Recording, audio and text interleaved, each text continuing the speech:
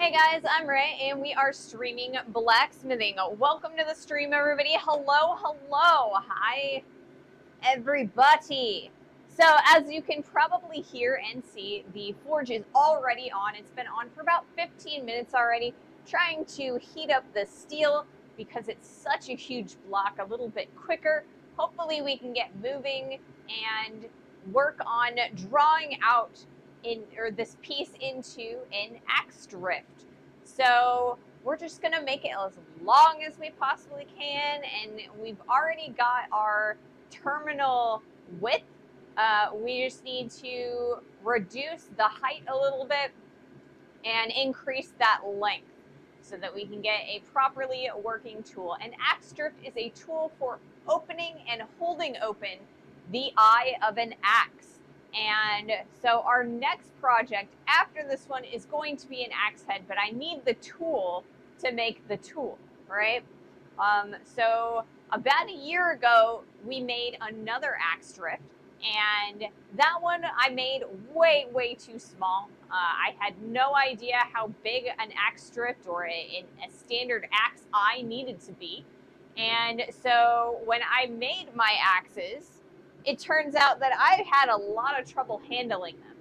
And so this time we're going to try again. We're going to make another axe drift, and hopefully, fingers crossed, we'll be able to hang the new axe, a lot easier.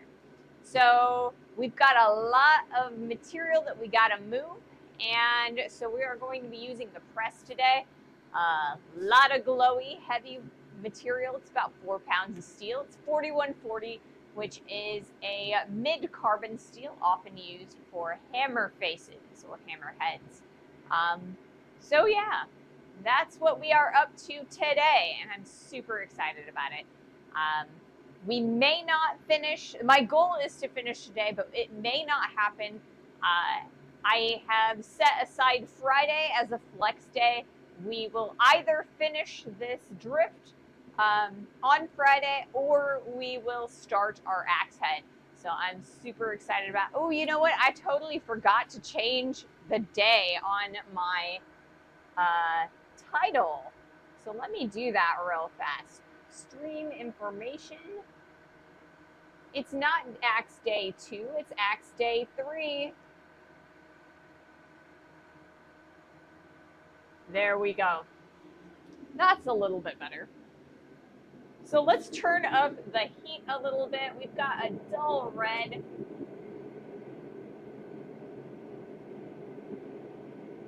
But I want to make sure that it gets a little bit hotter than it is right now. So we've got an ad coming in about a minute and a half-ish. And I believe that, well, we still have more time waiting on this piece of steel. Like I said, it's a dull red. We need to get it into the bright orange to yellow before we can start moving at that steel. Dragon Tier Leather, welcome. Hello. Evening. What's new? What is new? We're here. We're making an axe drift. We've got a pretty warm shop already, but I've got a lovely industrial fan, so keeping me cool. Got lots of water, and we're gonna have some fun. So I guess that's new. And I have a few other things that I'd like to talk about. Stuff that is new, but not until after the ad starts, because I'm not going to be able to get through all of it before that ad interrupts me so rudely. So I will be talking a little bit about our YouTube channel and a couple other things. So yeah, here comes the ad.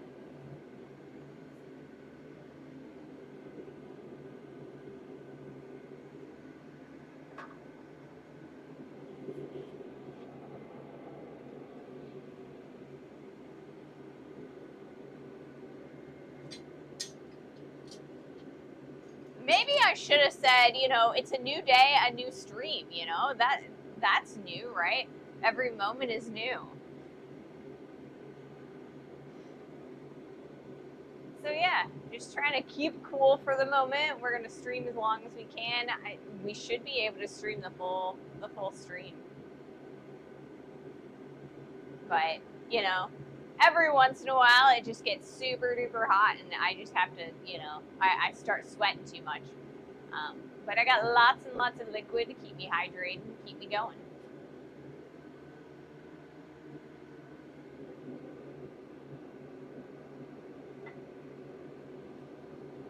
So a couple more seconds before this ad break is over, and then we'll continue, you know, talking about what's going on, what's happening.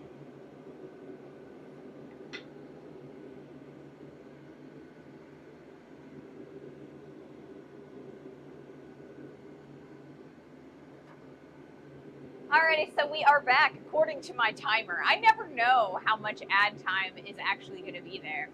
Yeah, I just got back from setting a timber joist. A timber joist? Is that for like a floor or a ceiling? Now sitting here with a pure yuzu soda. That sounds good. I remember putting in joists in my bathroom. We had to open up the floor and kind of gut our second bathroom when we took out the cesspool and hooked onto a city sewer, and three of my joists, had rotted through, so I had to cut them out and set in new joists, and so that was a lot of work doing that. So, you know, I definitely, you know, relax after that, you know. All right, so today I have posted our edited video for the week. It is on the barbecue brand that we did as our previous project, the immediate one previous to this one. It was a steel brand that we were able to burn our USA 250 logo into a hamburger. And so I posted the video on how we made that. It's a nice edited, all-in-one, like 5-minute video or so, and so you can watch the whole process in that video. So that is that's the first video I have done from the shop in a really long time. We've been doing a lot of interviews lately. We've done a lot of conferences. So I'm still getting through a lot of that material. I got a few more left to do, 3 more interviews, and at least, you know, some travel videos as well. So I'll be interspersing some of those in within the next couple months. I want to at least get through my interviews, and then we will definitely get some more shop videos out. We still have the video for the trowel that we've got to do. We've got the video for the blacksmith's helper or the guillotine tool. We also have a set of tongs that I'd like to make a edited project video on. So we've got a lot of footage left to get through, and I'm working my way through it. So, you know, hopefully you guys are waiting, or, you know, willing to wait for some of it. And I hope that you like them when I'm able to actually post them.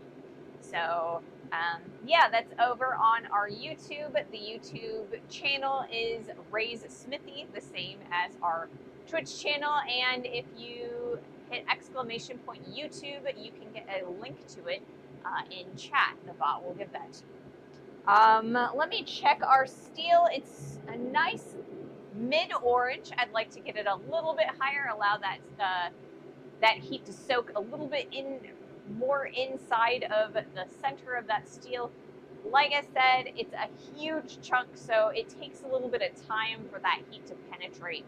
And if I don't allow that heat to penetrate, then the outside edge is going to move a lot faster than the interior. That's going to create puckering on the ends. That's called fish lips. It's not pleasant. You can deal with it pretty easily. You just have to cut it off. But I'd rather not have to deal with that. I'd rather not lose the material that I'd have to cut off. So we're going to allow that to soak in that forge for a little bit longer before we pull it out. Let's see, what else is going on? So I've been looking into getting some emails sent out for The next 3 conferences that we are planning on hitting this fall, we will be going to SOFA, which is the Quad State Conference, and the Southern Ohio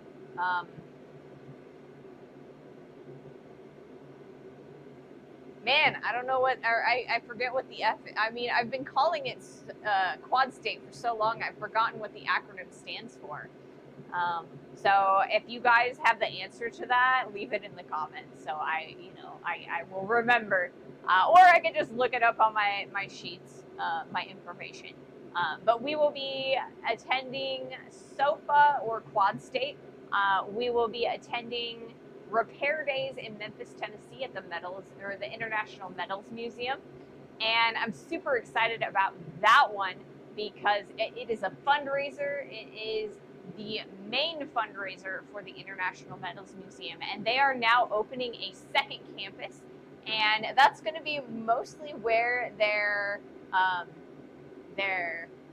displays and their galleries. Southern Ohio Forge and Anvil, yes, Southern Ohio Forge and Anvil. Thank you so much for that, mahalo. So yes, that's also Quad State. But yeah, we are going to be going to Memphis and donating some of our time to do a little bit of repairs. Also, hi, thank you. Welcome in, mahalo. Thank you so much for joining me today. And then the last of the 6 conferences that I have planned for this year is the Urbana Conference, and that is going to be in Arkansas in November. So I'm super excited. This will be my first time going to the Urbana Conference. It is a once every 2 years conference, and it just so happens to be within 5 hours of where I'm located. So I am super excited to go out there. I've been invited since last year, so I'm super excited to get out there, and I'm hoping that I can get some really good footage from all 3 of those conferences, some good interviews. I absolutely love doing artist interviews. Every artist that I've talked to has such a different perspective on blacksmithing and art and technique, and they all have such great advice for new blacksmiths. So I'm super excited to be able to bring those to you. So that is going to be this fall. And yeah, so I'm starting to set things up, starting to look at who all is going to be around and see who I can get a hold of. Sometimes, I have to do a little bit of cyber stalking to get a hold of some of the people. Some of them, it's like their websites or emails aren't just like listed, so I have to go look them up. I feel like a cyber sleuth or something sometimes. It's not been very many people, but occasionally here and there. So it's actually a fun skill, Welcome in, Corwin. I'm doing pretty great. It is pretty warm today, and so I've got the fan blowing directly at me. Hopefully it'll cool down both the laptop and me for once. But yeah, looks like a few more minutes to go before we get started with our steel. We're almost there. I mean, I know I keep just saying almost. It's been about a half an hour since I put it in the forge and started heating. So, very quickly we should be able to get some movement going. Let's see. What else is going on? I don't know. I think I've checked all of my housekeeping boxes for the day. I think there might be a few things that I'll think of later on. This is our second time since I fixed the sign. I was pretty excited about that. I mean, I've been procrastinating it for like 3 months, and it took me 5 minutes. I mean, isn't that the worst where you're just like, I don't want to do this thing. It just sounds so inconvenient. I don't want to deal with it. And then, you know, it takes you like 5 minutes and then you're done. And then it's like a whole burden lifted off. So, you know. Let's see. All right. I think all the time, right? It looks good. Well, I'm glad that you guys think it looks good. I do have like a single LED that kind of is hanging out the side, but I think that's going to be all right. I don't think it's a big thing. So it looks good. It's back to its lovely purple, blue, and like pink, reddish color, whatever. So yeah. I need to make a bunch of pintles for hinges for strap. Oh, I need to make a bunch of pintles for strap hinges. Interesting. That sounds like fun, actually. But then, you know, it might be tedious too. I mean, something like that sounds like something that would be really, really tedious. So, you know, I'm not a big leather person, so I've done a few things with leather, but nothing like too fancy. So hopefully you can convince yourself to get it done, and you know, co-working, sometimes that helps. Also, I find that you guys keep me on track quite a bit because, you know, you guys are expecting me to do things, and then, you know, when I have people's expectations on me, then it kind of motivates me. So, you know, fun things like that. All right, let's do our first heat. Okay, let's turn on the camera. Well, not turn it on because it's already on, but like start recording. All right, let's get this steel out and get moving. It's a little on the cold side, so it's not gonna be quite as fluid as I need it to, but it'll be good enough for our first heat at least.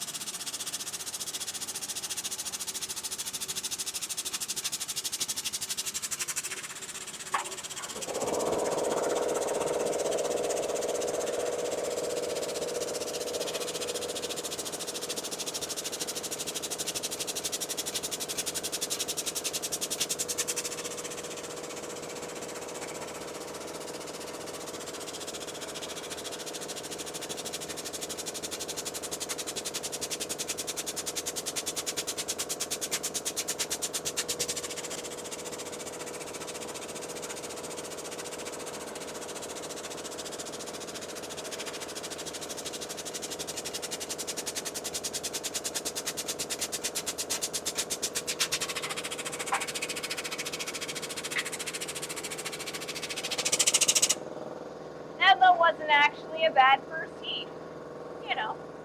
So let's get some more fire on this brick.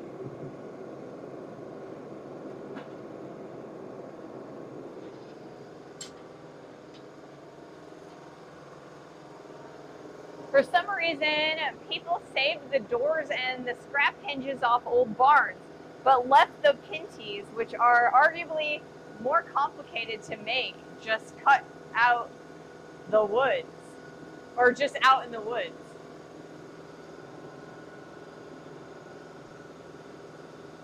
I mean, there's a lot of people, they just like, they know how to do something so well that they just kind of take it for granted. So I don't know, maybe that's what they were up to.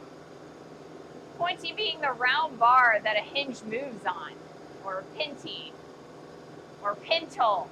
I can read. Yes, so it's the little pins that go in between the loops that hold the door together. And when you pull them out, the door comes right out. So yeah, I mean, I can imagine that would be a little bit challenging to do out in the woods. I mean, you pretty much have to have steel like lying around and, smith it if it's not to shape. So,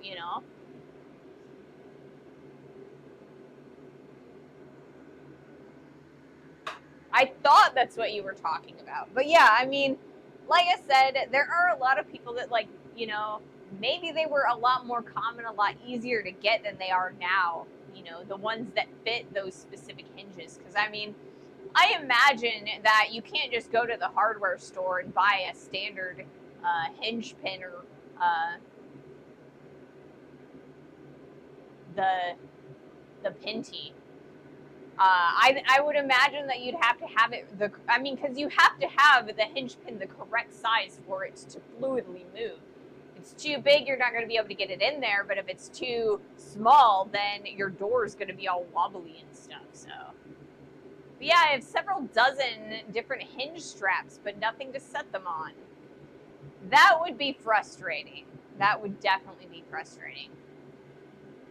But I mean, it does seem like a very common piece of hardware that would have been blacksmiths quite frequently, and a blacksmith might have a lot of them laying around, like nails and things like that. The very simple pieces of hardware that we oftentimes just go out to the hardware store and just buy it. Blacksmiths had to make all of that, so I would imagine that they just, they would make them so quickly that they'd be taken for granted. So I'm sure you'll find a good way to make them. Otherwise, if you got questions, let me know. I'm pretty good with metal of all types.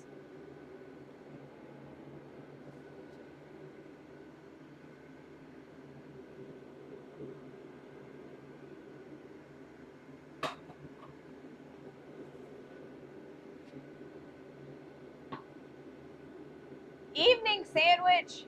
Hello, hello. Welcome to the stream.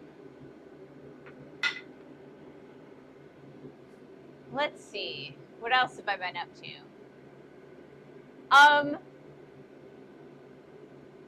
So I've really been focusing in on learning the different tricks of editing, and I've learned quite a bit from doing both the project overviews and a lot of these interviews that I've been doing for the conferences. And so I feel like I'm getting pretty decent at it, and there's a few things that I know that I definitely need to learn, but I think I'm starting to really get there. And the butler came up to me the other day and was like, what you should do is you're starting to get a lot faster at editing and you've got a little bit more free time now. So why don't you start up a Fiverr and start editing other people's videos? And then you'll come across problems that you're not going to come across with your own work, because you're not, when you are editing your own work, you kind of know how you want to shoot it. And so I was like, I don't know about that. I don't know that people would pay me for their edits, but if you think so, I've been kind of looking into Fiverr recently just to kind of get a little bit more, problems to solve. So, you learn so much from running into a problem and trying to solve it. So I don't know. I went to Fiverr and I looked at all of the video editing, like, people and all of their little profiles, and I was a little bit overwhelmed. So I think I'm just gonna have to figure out, or like look at a few more and kind of read their profile, watch their demo reels, and see what I'm looking at. Maybe start with some really cheapo ones, like, I don't know, $5 or something, because like, I don't have a lot of experience, I've only been doing this for about 1.5 years now. But I mean, 1.5 years is better than never doing it, so I'm learning. My editing problem is the editing itself. Well, I'm getting used to just sitting down and editing. I do have a big problem starting, right? Because it's like, editing it's not fun. It's just kind of like a big process that you just have to go through. And so, you know, you got to put the proper cuts in, and then after you've got your script lock, then you got to put in a whole bunch of B-roll. Or, I mean, it doesn't even have to be in that order. You could just have a whole bunch of B-roll and cut it together, and then, you know, record a script for it. You know, it's just kind of, I don't enjoy it, really. My workflow isn't the most efficient, so, you know, I'm getting faster at it and I'm getting better at it, but I don't know. I don't feel like I'm that great at it. But it is encouraging that the butler, who is a professional, like, video guy, thinks that I could charge for my video editing, even just like $5. It's 8 jobs in one. I've just heard it's tedious. It's so tedious. It is so tedious. I find myself like cutting the chunks of dialogue that I want, and then finding out that I've accidentally left in like half a word, and so I have to cut out like 5 frames or something. So it's just so tedious. It takes so long. You kind of have to like watch all of the footage that you got. And, you know, when I'm doing the project overview ones, it's like I have, I don't know, like 12 hours of footage, right? With people going, oh, well, back to the editing dungeon. Yes. All right, let's do another heat before I get too, you know, passionate about talking about editing.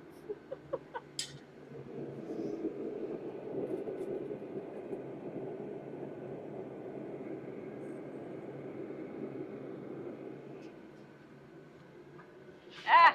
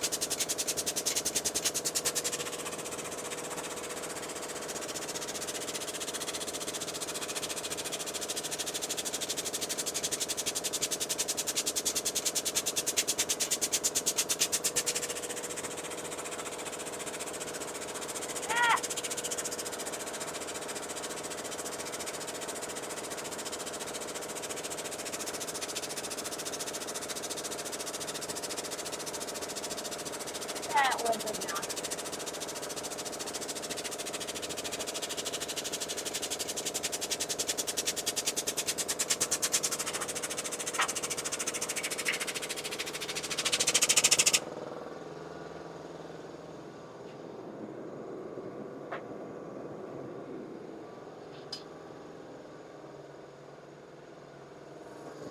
You're still the director, audio engineer, photographer, color technician, scriptwriter, narrator, producer, and gopher. Exactly.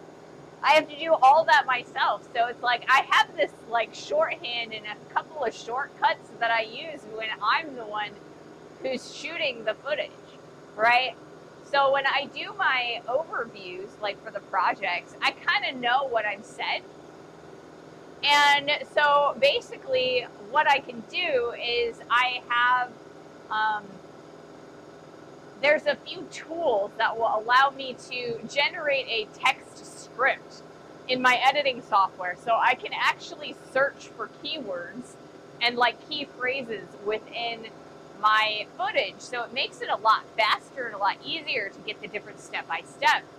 And so if I come into it with kind of like a guideline of the script that I want, then it makes it a lot faster, right? And then I can just scan through all of the B-roll footage and find the good shots, right? So it's okay.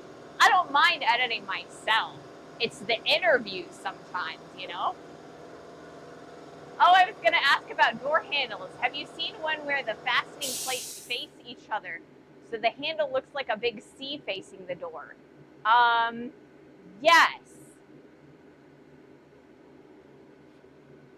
Yeah, so you can do a door handle with like a plate, and it just kind of like sits there like so. There are multiple ways that you can build those. You can build those with tenons so that you have the plate, you drill holes in them, you build your C handle, and you allow, like, you build in rivets. So you can rivet it from the back so that it's just attached. You can weld it, you can forge weld it. There's a lot of different, I could get into an entire day of just talking about just door handles as a project. So if you've got any specific questions, please do let me know. But yeah, I could honestly, I could sit here all day and talk about door handles. Isn't editing dialogue and such something that AI is actually good for? Like, cut out all scenes with 10 seconds on each end where I say something about X, Y. Yes. And that is where I do use a little bit of AI, right? And it's not like the generative AI that, like, uses the data centers and ends up like boiling water and things and like polluting stuff. It's basically, it's the program. It will listen to the audio and it will transcribe it automatically. So then I can search, or I can have it cut out specific phrases or things like that. So it makes it so much easier to edit. That is one of a few things that AI actually is very good for. AI has very specific niche things that it's very good for, but it's not good at generating original content. And so it's good as a tool. It's not good for creating art itself. All the old handles we have around here are that model, but I don't see them anywhere else. And I mean, yeah, we do have a few of those, like in the United States, but they're a lot less common because it is kind of an older style of handle. Hey, Bluesy, welcome to the stream. I saw an axe, and when I want to see comes in and sees something about AI, felt, ew, I know. AI is awful. I really, really don't like using AI, and I won't use it for generating content, but I will use specific instances for a tool, right? So I generate AI scripts of all of our footage that we do so that I can search through and figure out where I want to make my cuts and my edits. But I never use AI to create my art. And it would be really hard for me to use AI to create my art since, it's a very physical amount of labor. So yeah. Just a bit distracted. Well, that's all right. We're second window content, right? You go and you do the things that you need to do, and then you listen. And when something exciting happens, you flip over every once in a while, and you can watch the glowy metal. Yes, basically you use machine learned local AI, not generative AI. Exactly. I don't use generative AI. I only use the local AI that's built in, and it does specific tasks as a tool.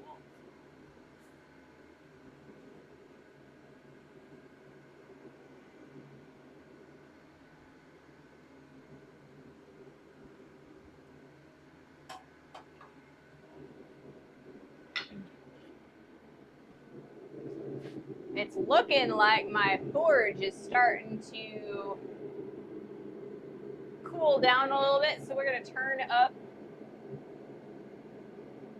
a little bit. Eventually, we're going to have to flip the propane tanks, and I have a new one over there. So once it's empty or frozen, we'll flip the next one. It might take us a little bit of extra time between that, the heats when I do that though, because it's got to get back up to temperature.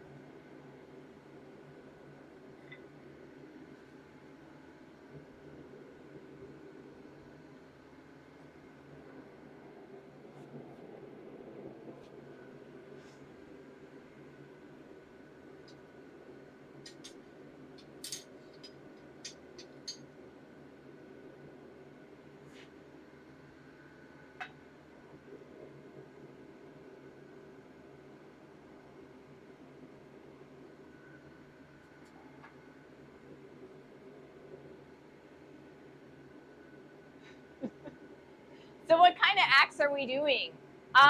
So today we are not directly making an axe. Today we're making a tool for making an axe. So as a blacksmith, oftentimes I make tools to make other types of tools.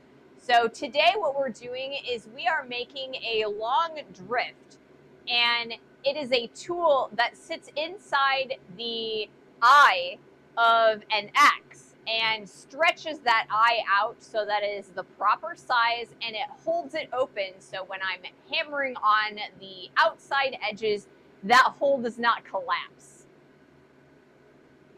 So if I can repeat that if you didn't hear what that was, but yeah, it is a tool for making an axe. So on Monday at the latest, I believe we will be starting the axe itself.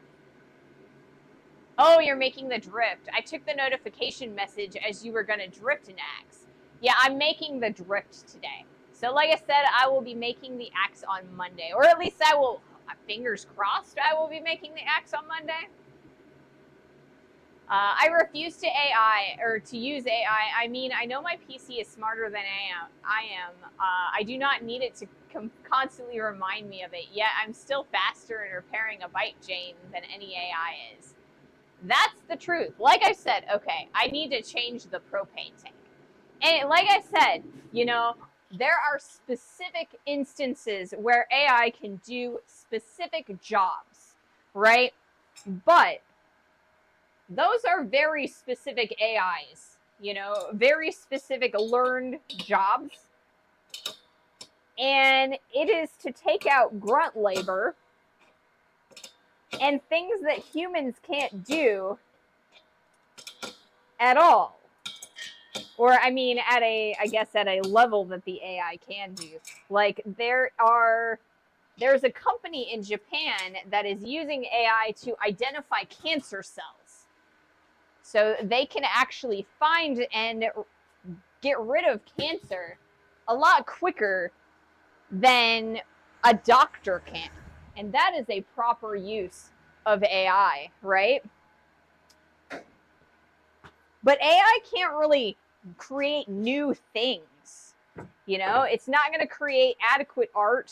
It's not going to create, it's not going to replace a human being for most of the jobs that people are trying to make it do. Because you have to have a human watching over it, or it's going to hallucinate a whole bunch of wrong answers. And it'll get better over time, but it is definitely not there yet. And I hope that it never takes over the art.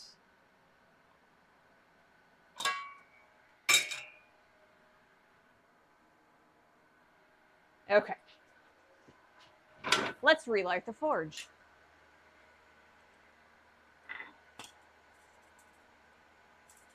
I did meet a local smith last weekend at the yearly town market. I bought a barbecue fork, and we talked about forges for a little bit. Right? That sounds like fun. I love meeting new and local smiths and talking. I'll bet it was fun.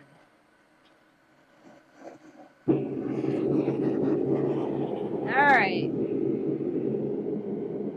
Brand new tank. We should be really nice and hot.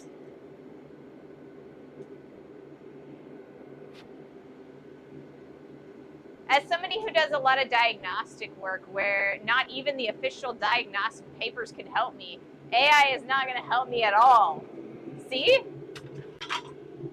AI is good for specific tasks. And it should be used as a tool. And honestly, I feel like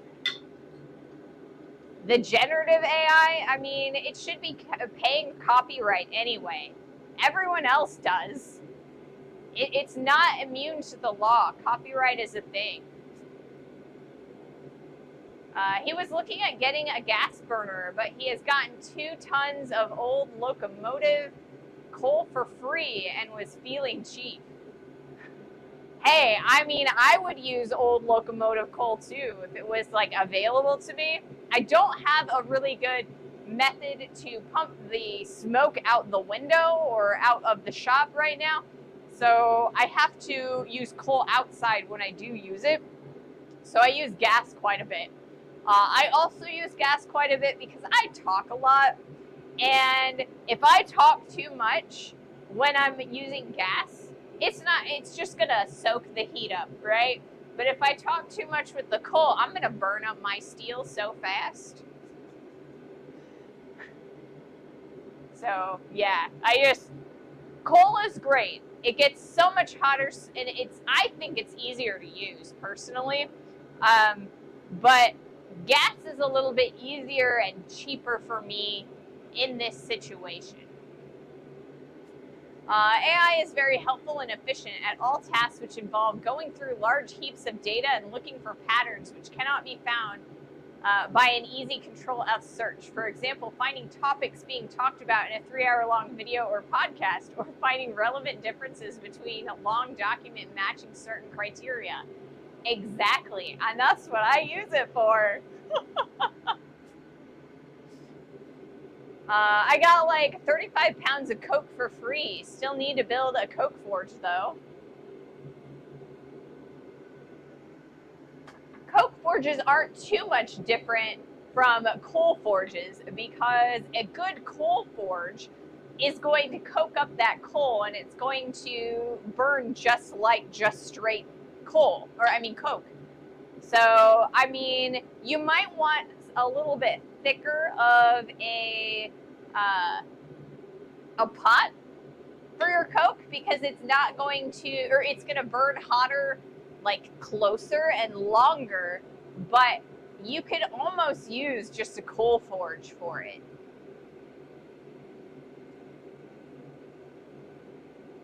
I would actually prefer a Fanta forge.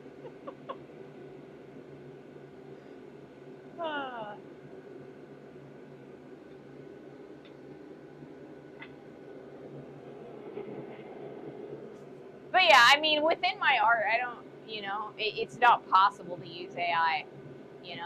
It's manual. The whole point of being a blacksmith is to be able to make things and do things with your hands, or at least somewhat, that hand forged, hand done effect, even with our machines,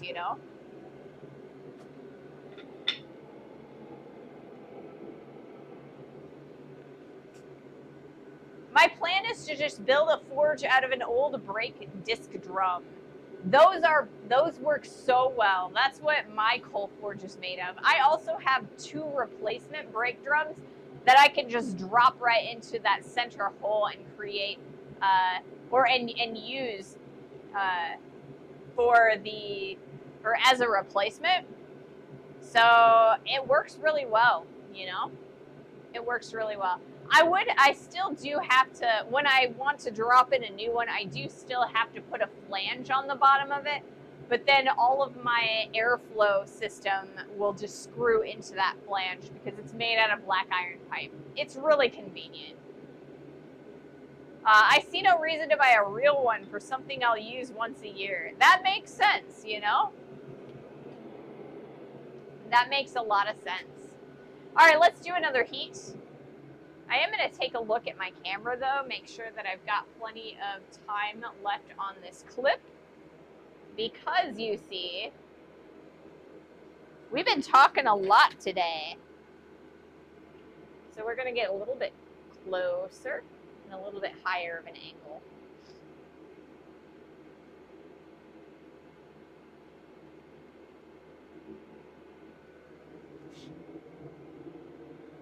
All right. A big brake drum works, just going to be fairly small heat area. Yes, that is what I have also found.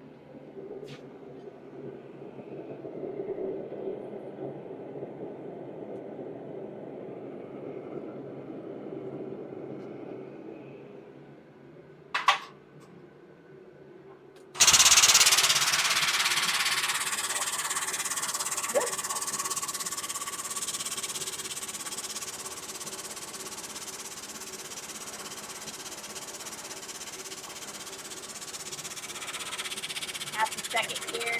I am doing all kinds of crazy. Dropping my steel. There we go.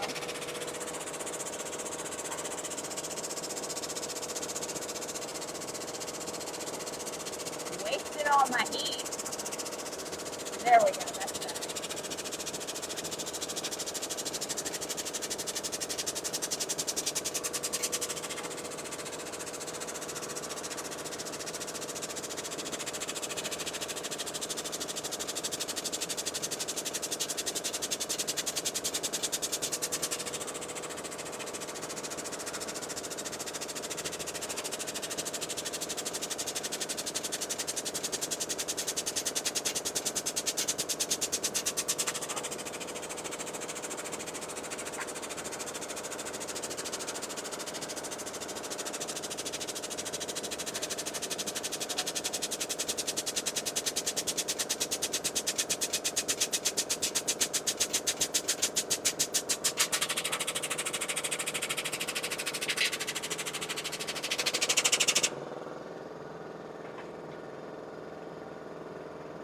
All right, for our next heat, we're going to turn it 90 degrees and get a little bit more length out of that. We've gotten quite a bit squish in this direction, so we're going to keep on keeping on. We're going to draw that out.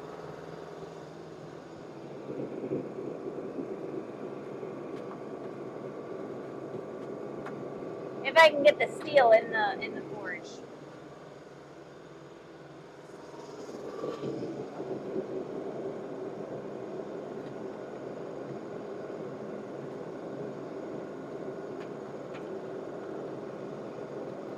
There it goes. Okay.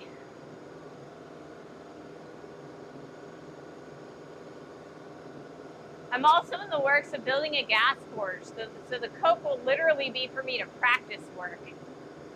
I built one out of an old VW transporter breakdown drum, a bunch of exhaust piping, and a few server fans in a combiner box. Not great, but it cost me leftover parts.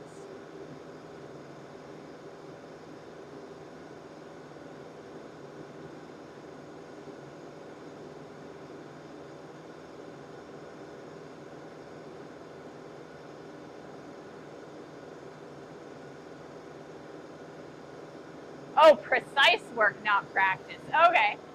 Yeah, coke is going to be great for precise work because you can get that little pinpoint heat. You can kind of cool off and control where the heat is in a coal or coke forge a lot easier than a gas forge. Gas is kind of a for whom it may concern kind of forge.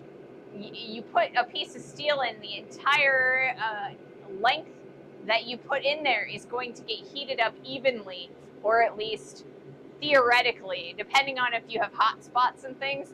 But the entire piece is going to be heated up, whereas you can be very precise in a coke or coal forge. You can cool off sections of it and make your fire as big or small as you need it to be.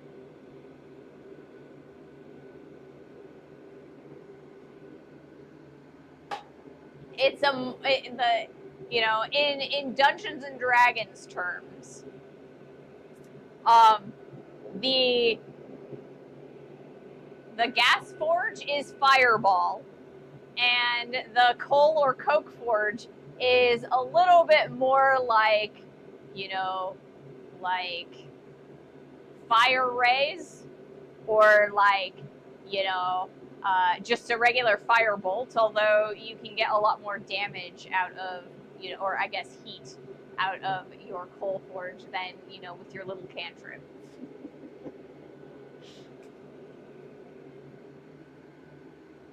To whom it may concern, specific named enemy,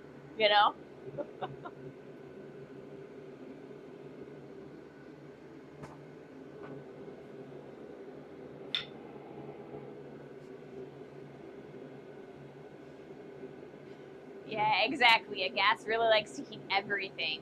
But it also is not typically going to tip over the melting point of your metal, right? The oxygen to, or like the air to gas mix doesn't play nice with melting metal.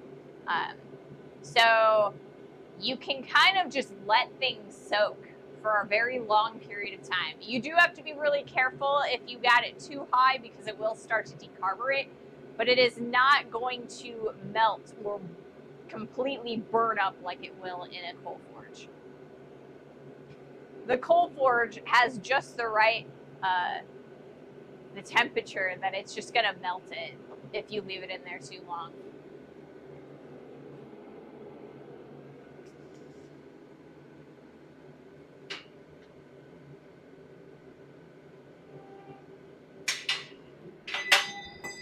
As I drop my lever.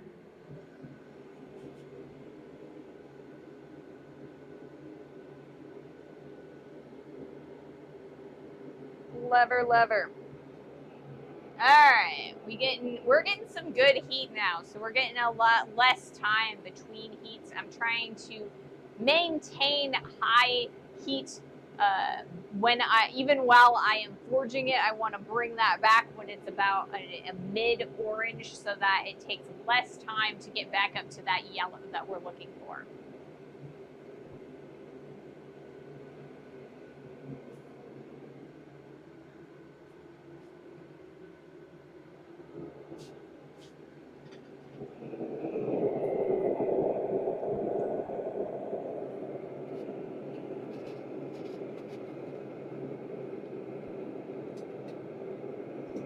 See if I can't close these tongs properly, so I can get it in this way.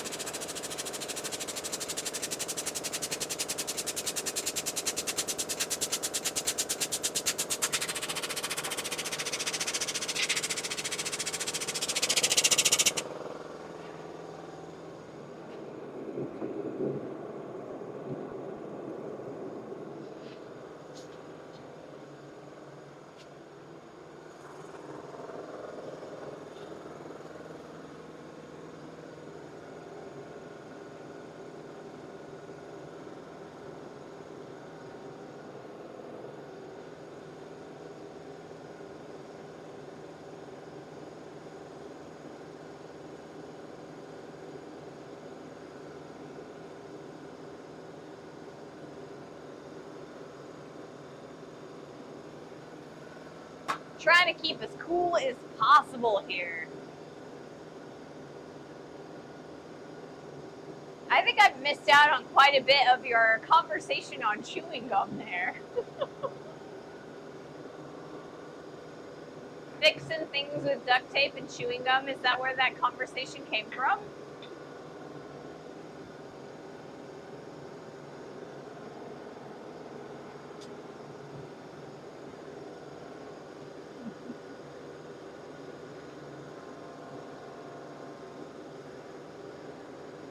So I think we're actually moving our steel quite a bit. I'm pretty happy with the amount of like the duration that it's taken us to get as much movement as we have been getting.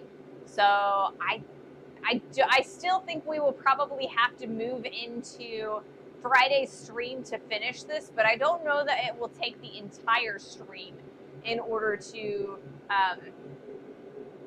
finish the drift. So I think what is going to happen if that's the case, I think I need to cut off another block of steel that we're going to turn into the axe itself, so that maybe if we finish this early, we'll be able to work on the axe itself. My 4140 is a giant round axle, so we will want to square up that shape so it'll be more like stock processing if we get there on Friday.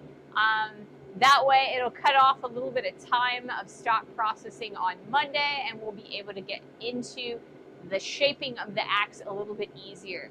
Once it becomes a block of steel, I think it's going to be a lot easier for me to drill out the eye, at least initially, and use our drift that we're currently making to stretch out that hole and to shape it properly, as opposed to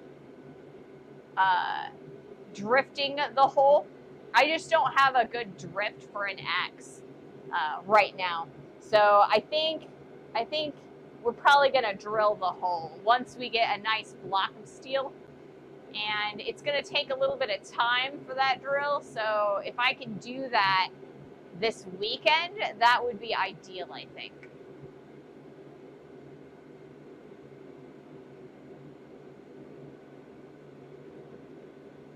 No worries. We were just talking about how amazing properties chewing gum has. I mean, there is a lot of interesting stuff that chewing gum has been made to do and been able to do, you know? There's a reason that it is so hard to clean off the sidewalk when you know, throw it, or when you just spit it out on the sidewalk. It's, you know, it's a great adhesive. It's interesting the different eras of temporary fixes.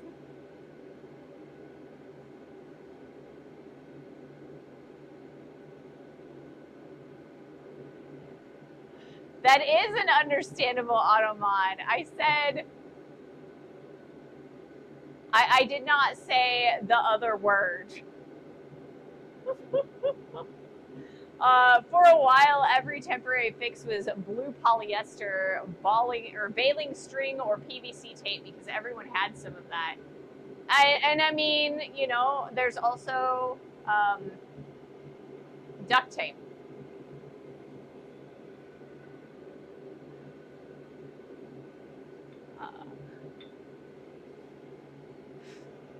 Yeah.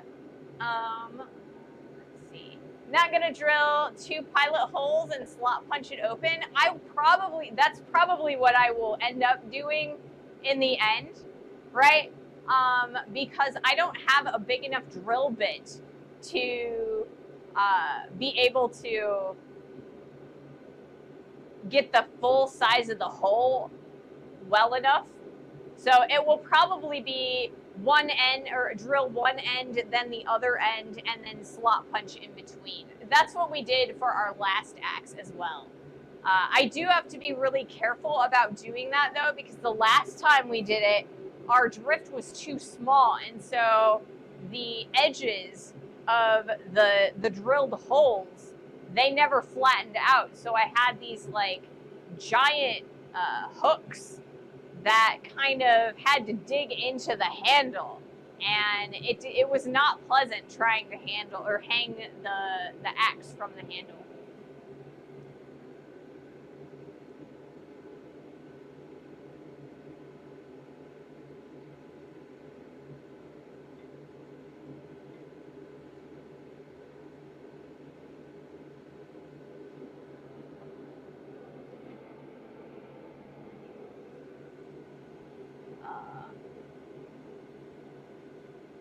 In my teenage years, I did repair a lot with wire and PVC tape. It's great. All right, I'm gonna do another heat. We flipped our steel 180 degrees. We're gonna come back and try and get a little bit more of the length out of that.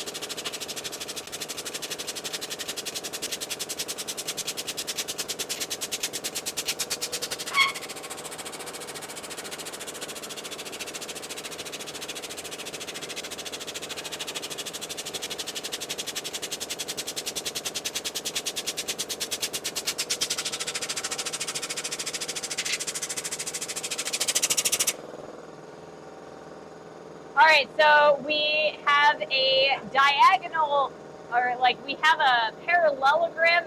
We have lost our 90-degree corners. So for our next heat, it's going to be on the anvil because I need to true up those corners and get them back to 90 degrees.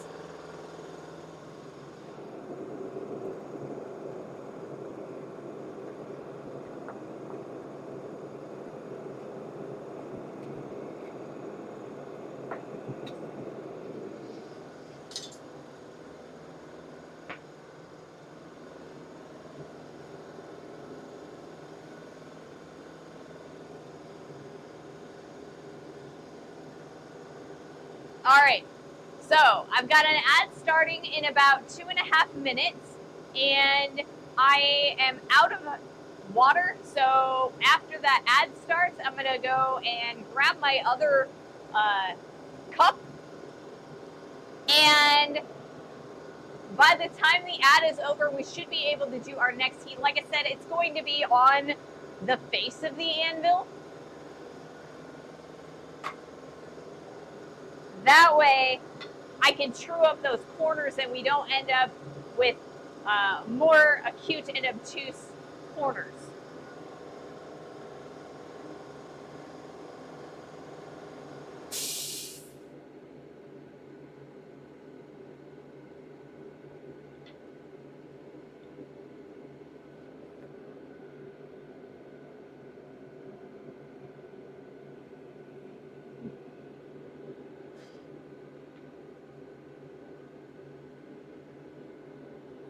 Yeah, I've used binding wire quite a bit for putting stuff together and setting up welds and things like, and solder seams as well.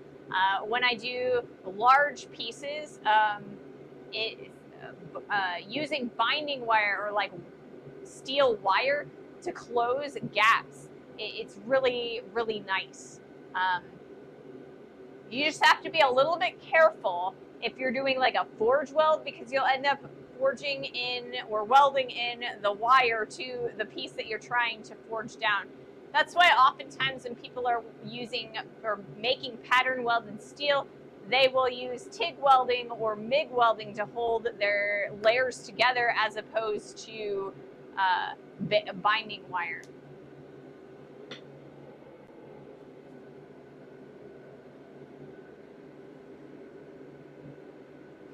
I have a softcover book with smithing tips, and one chapter talks about reusing old copper or water pipes. Yeah, copper water pipes have a lot of interesting uses for different things.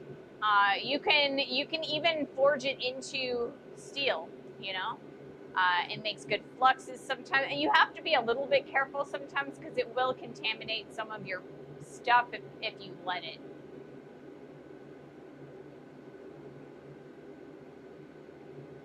Like hammering them flat and using them as wraparound direction or decorations. Yeah, that works quite a bit.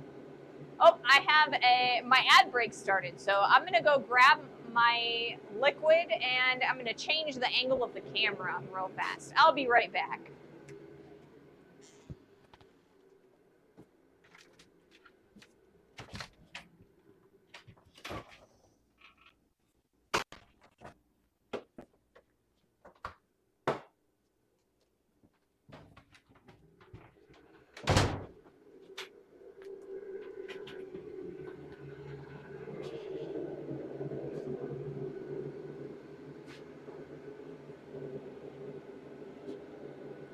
And then I need to move the camera.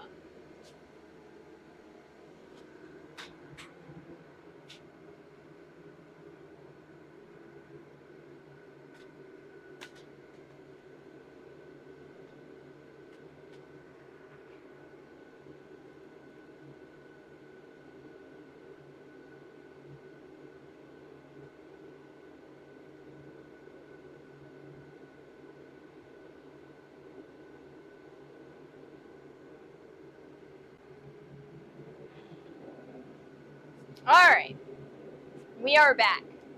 Okay. I've also seen a lot of people use copper pipes and hammer them flat and then use them to protect the face of their anvils when they are doing cutting with a chisel. So they work good for a lot of stuff. All right, let's do another heat. Like I said, this heat, what we're trying to do is true up our corners. So I've got a third hand, a hold down, and we're going to see what we can do with that.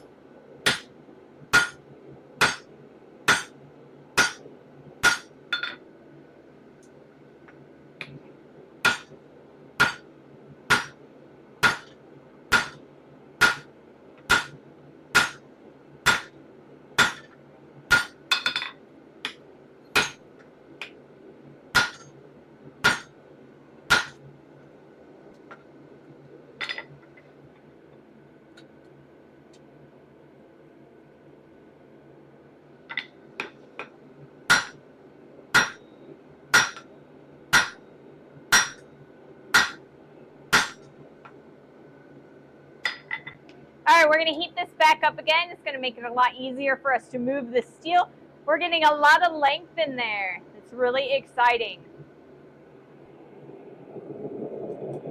It also looks like we're going to have enough steel for a handle. I was a little worried about that.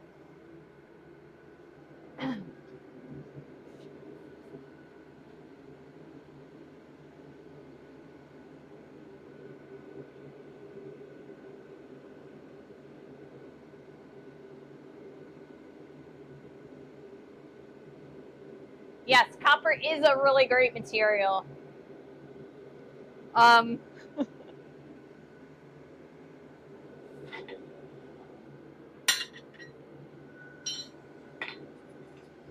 done a lot of really interesting things with copper over the years, but then I did also start my career as a silversmith, and copper works very similarly to silver.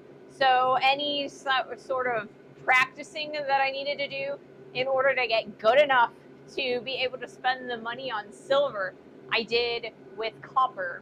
So I've got a lot of copper bowls laying around that I've created from sheet copper, and a lot of different like soldered pieces. It's really interesting. It's really fun to use. It stretches and moves so well. So much easier than steel. I love working with copper.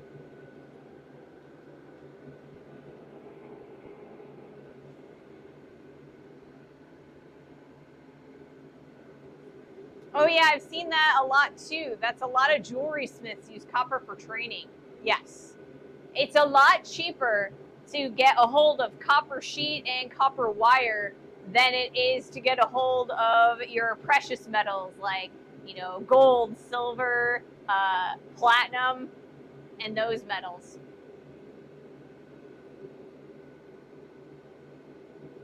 I had to go find that book. It's Backyard Blacksmith by Lorelei Sims.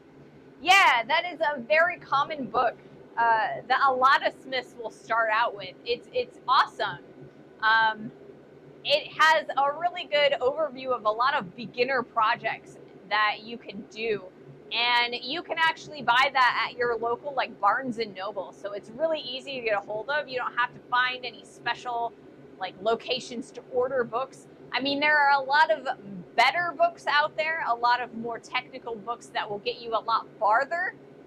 But that one is so easy to get your hands on. You know, it's great for getting your feet wet.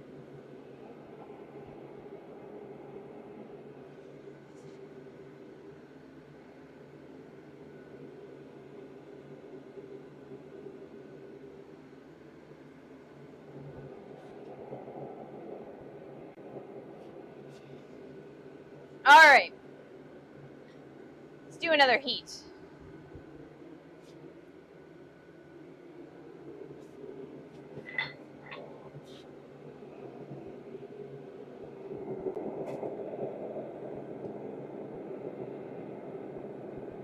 Oh, come on, open up. There we go. The jaws of my tongues are being stupid. All right.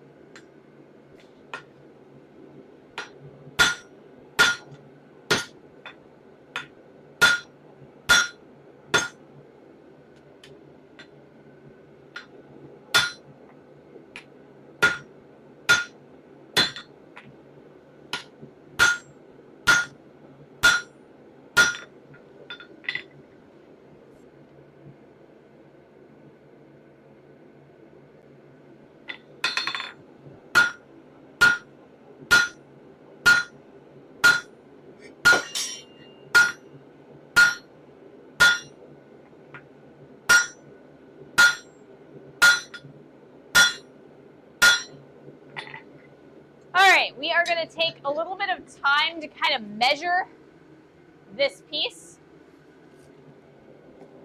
So right now we are at 1 1/4 inches wide at the widest. We have a 1/2 inch we need to take off of that. At the skinniest part, it is about 1 1/8 inches.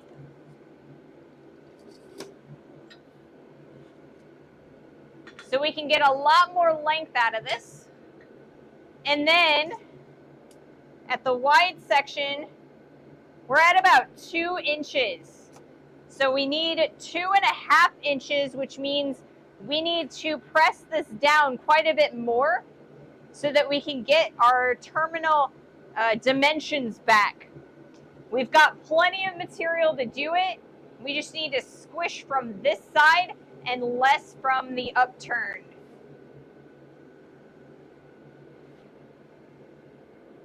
We're getting there.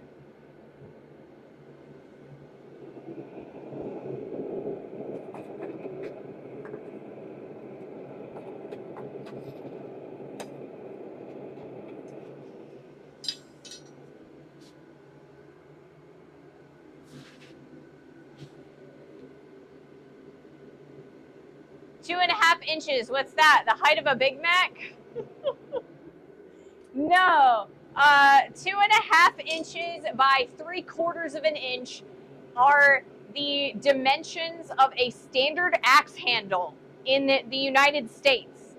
I live in the United States, so if I want to buy a handle for this axe that we're going to make at the store, those are the dimensions that I need to aim for.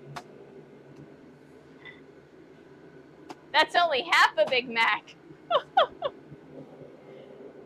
I mean, 2.5 inches is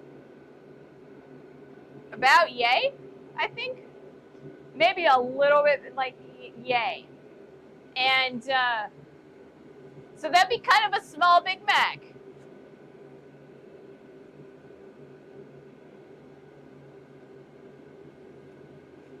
Oh, so a cheeseburger, approximately depending on the lettuce. I would say way above average. Okay.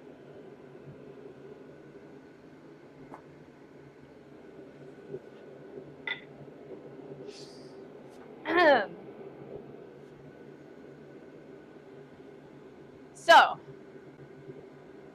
yeah.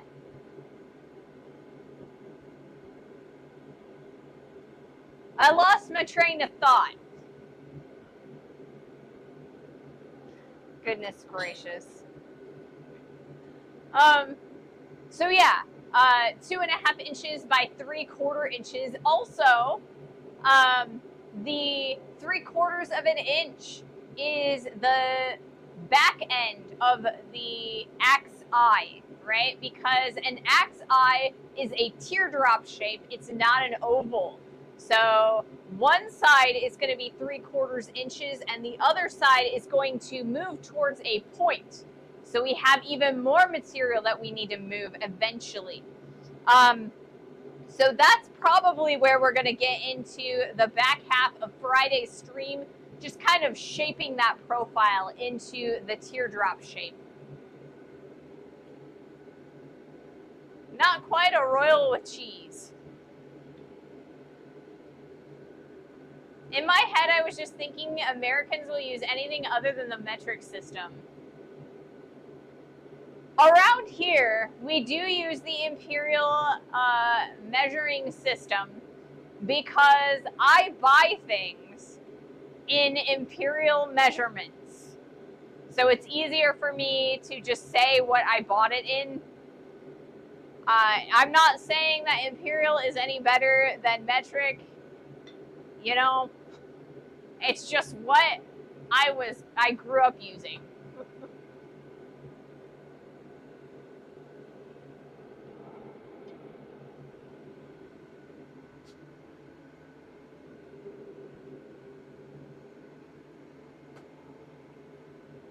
Oh yeah, 100%. Just that my head went to that joke. Understandable.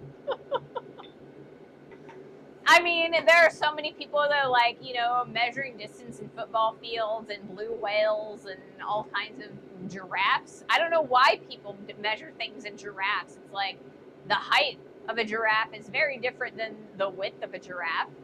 So, I don't know. It seems foolish to me, but you know.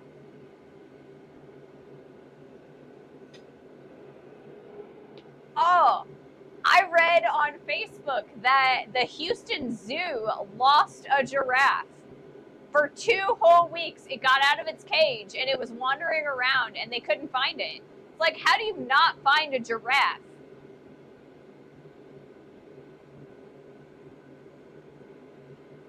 Washing machines for measuring sinkholes is pretty common too. I don't end up with, or I don't have a lot of experience measuring washing machines personally. How do you lose a giraffe in the first place, right? It's like, I mean, I get that animals oftentimes will end up out of their cages, right? Because animals are smarter than people give them credit for. They're going to get out of their cage eventually. But how do you lose a giraffe? Where was it hiding? Did it have to go through a neighborhood? Just go to the giraffe store and replace it, right? All right, we are going to move back over to the press and we're going to continue squishing our material, drawing it out.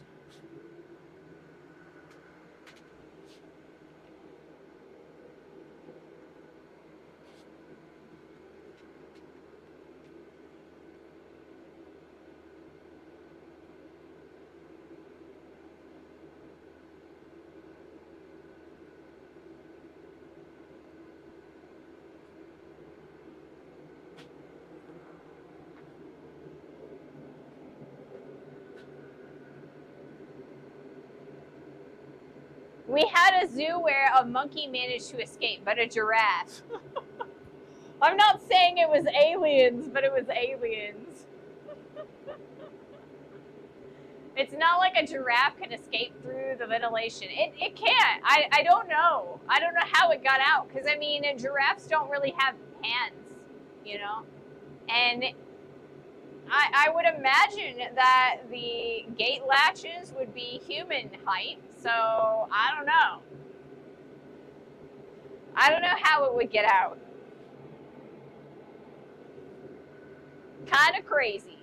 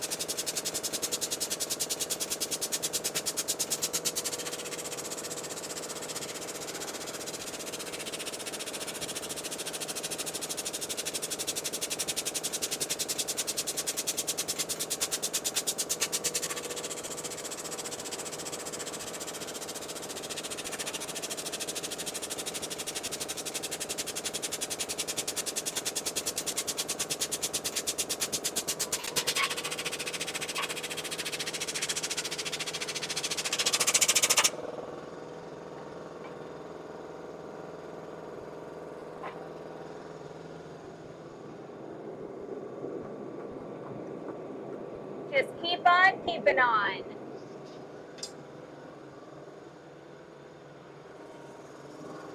Sounds like a PR stunt. It does sound like a PR stunt.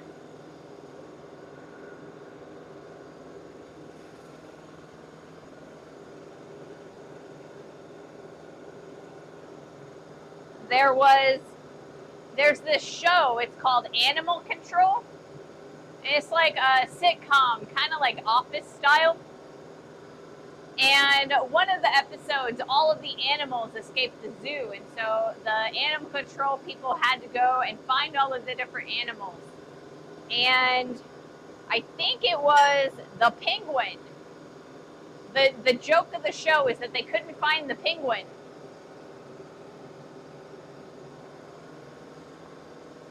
I also kind of feel like that's a weird animal to lose, a penguin.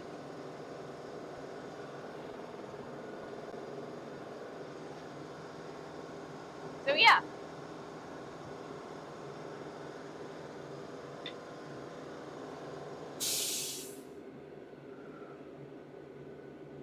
Let's see. I don't know. Like I said, this is moving quite nicely. We've gotten enough heat that's soaking through into that center of the bar of steel. And so we're getting a lot of length, and it's it's drawing down very nicely. I think we even have enough material to get a small handle on the outside, or like on the opposite end of the drift. So I'm super excited about that. And yeah, I think that we're probably going to be spending all day on Friday, because previously I didn't know if we were going to make a handle or not. So I didn't really factor in the time for making a handle. So I think we're going to be spending all day on Friday working on shaping the drift and putting a handle on it. From my understanding, penguins are really hard to catch, though. Are they? I mean, that was the gag of the show, is that they were really hard to catch. And I totally get it to an extent. I mean, I would imagine that they're slippery because, you know, they are designed for swimming in the water, right? But yeah, still, I think it would be. There are other ways that you could kind of catch them. I feel like nets and stuff. Maybe not. I don't know. Tiny net.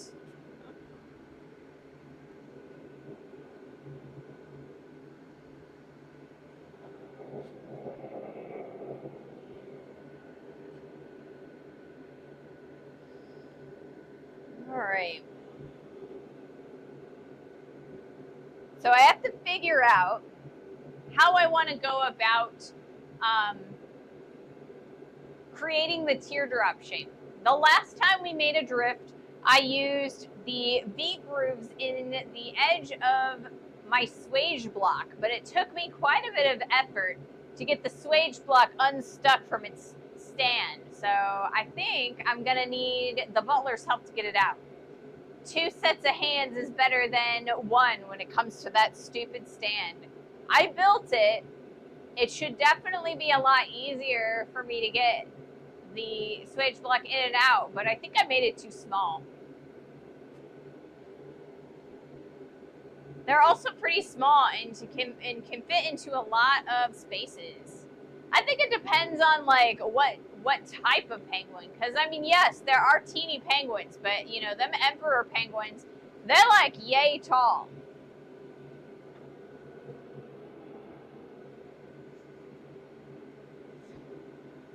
So I don't know.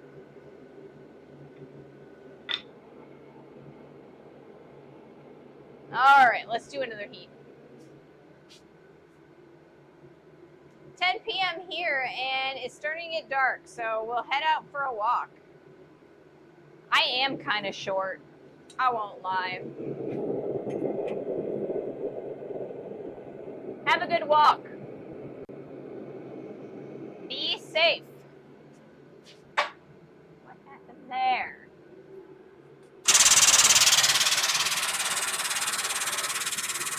What happened there? This is going to take some effort.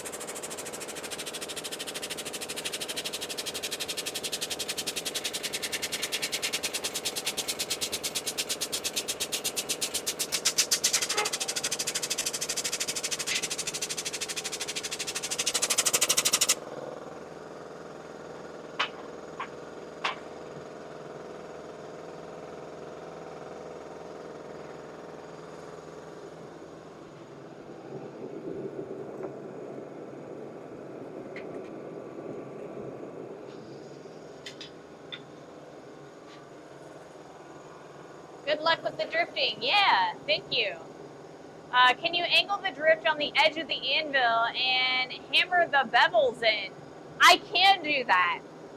So that is my other option, right? I could use the swage block, or I could just hammer in the bevels on the anvil face. And so I have to decide how I want to go about doing it. What is going to be the best way? And honestly, I think that it's going to depend on if I end up with more material than I need in that direction, right? Because if I use the swage block and I use the V grooves, then I'm going to be hammering directly on the top edge, right?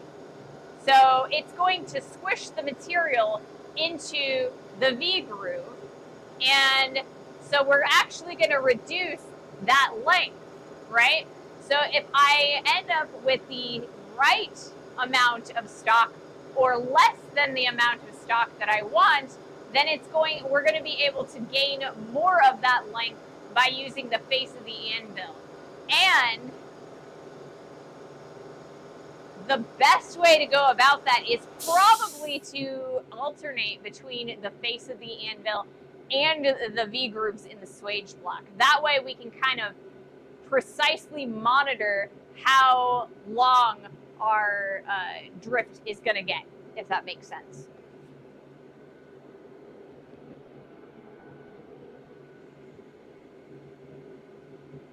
So I just think that I'll probably have to unstuck the swage block. I think I'm just, doomed to do that today. Or not today, probably tomorrow. Sometime before Friday.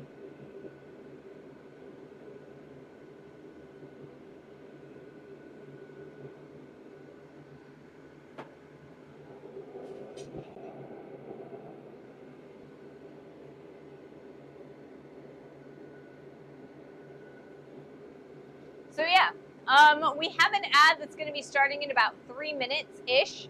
So I think I'm going to allow the piece of steel to soak in the heat during that ad. That way we're going to be able to move that material quite fast.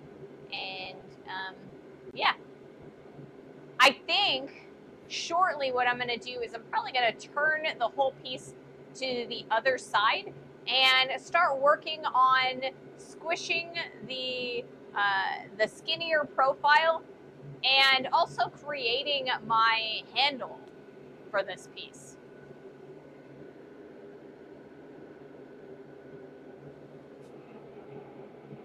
We're getting about the length that I'm looking for. It's a little bit stubby, but we've got a little bit of width that we can take out of it. So I think we'll do all right. I think it'll be fine.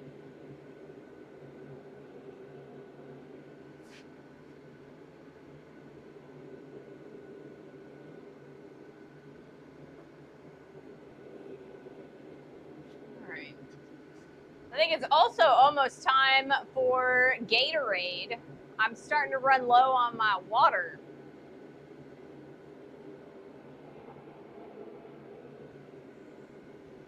Like I said, it is pretty warm here today. It is in the 90s, so I've got the fan directly blowing on me, as you can probably tell. But, you know, it is still super hot. And even when I'm cold, I'm constantly drinking water to kind of lubricate my vocal cords.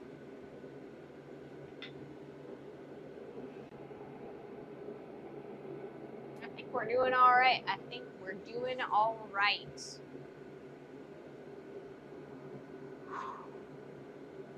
Let's see. What's another thing that we can talk about?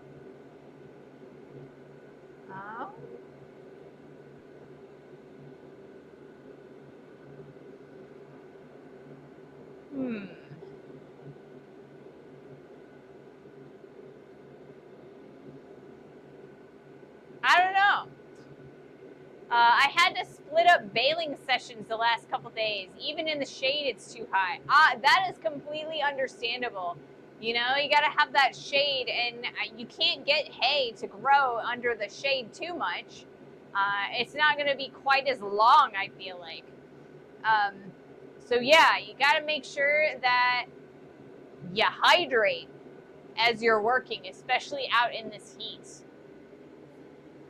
That reminds me, I need to pre-hydrate. Yes, pre-hydrating can be very important.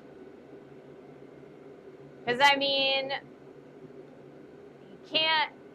you can't sweat what's not in your body, you know? You gotta have enough liquid to sweat. All right, we are in the middle of the ad break. So that's good. That's good.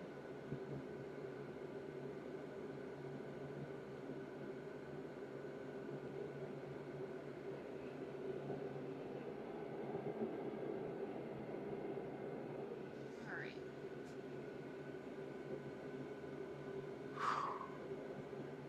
How's my camera doing? Oh, we're still going. We're still all right.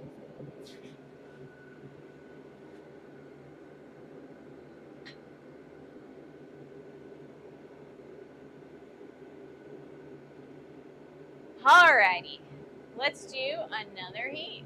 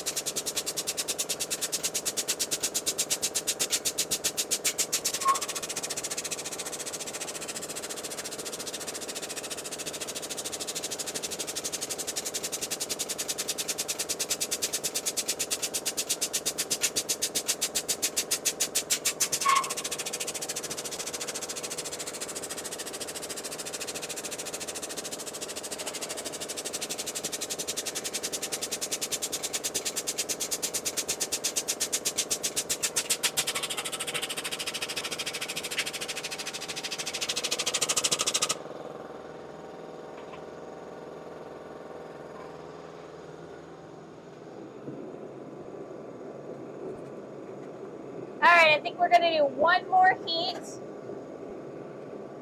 in that direction, and then we're going to flip it around and start working on the handle.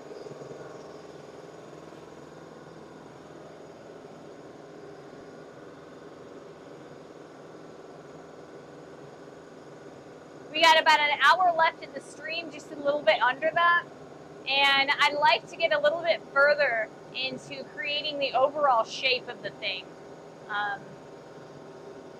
So yeah, we've got about where I want it to be for the skinny section. And so there's a big old block on the end, and I need to address that.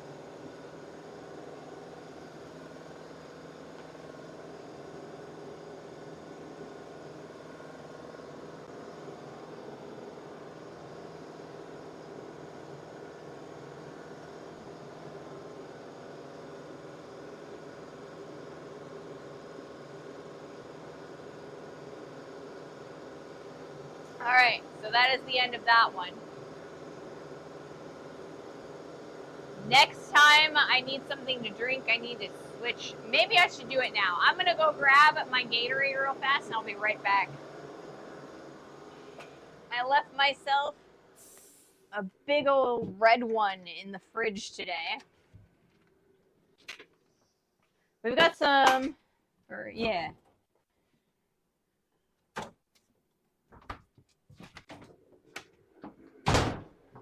The last time we got Gatorade, we got smaller, like, this one is like a 16 ounce or something like that. We got these like little 8 ounce ones the last time, and so we're almost out of those. So, but I have this one left, so that's good.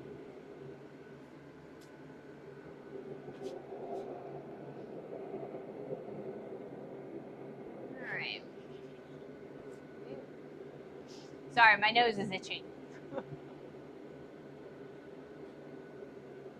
So let's see, what else is there to talk about? Lots of stuff, I guess. Those little bottles are adorable, right? They're adorable, but they're also like, you have to drink 2 of them to get enough liquid, you know? So we were buying like the 32 ounce ones, and those were really nice because I could drink a whole one of those, and it was most of the stream, right? Well, these ones, they're like the 16 ounce ones, and they're just kind of like, they work, but it works best when they're like, you know, towards the end of the stream. So we should have plenty of liquid. Monitoring our steel because I want to get moving on this, on the handle. But I think we're doing all right. Alrighty. So my cat has been super aloof recently. He's been kind of hiding in the basement over the past couple of days. And normally, you know, I see him all the time. He's like very cuddly and stuff, but he was kind of hiding, and I was like, maybe he doesn't feel well. And so he'd come and get me when he was hungry or when it was treat time and things like that, but he was like hiding the rest of the time. And so I was a little bit worried about him, but today he decided to be a little spitfire, and he had been crying all day. So he wanted things all day. He's like, I want food. I want the door open.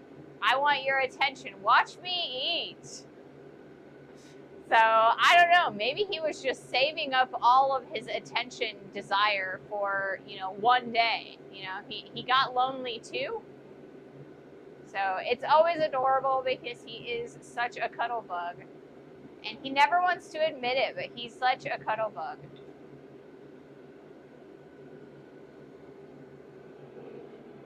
So I'm glad that he has, like, snapped out of whatever I'm going to hide all day.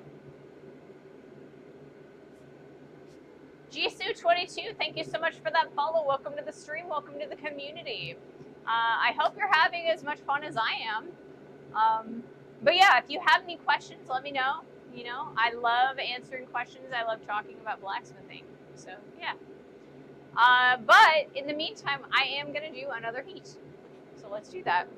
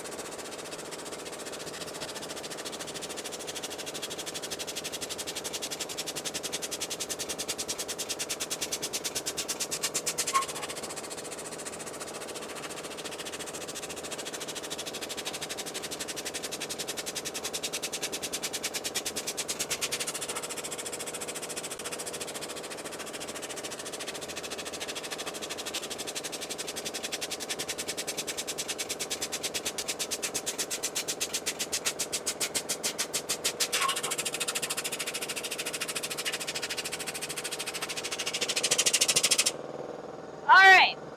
So the next thing that we're going to do is flip this around 180 degrees, and we're going to start working on the back end. I want to turn half of this big block into a handle. The other half is going to be that terminal end of our drip.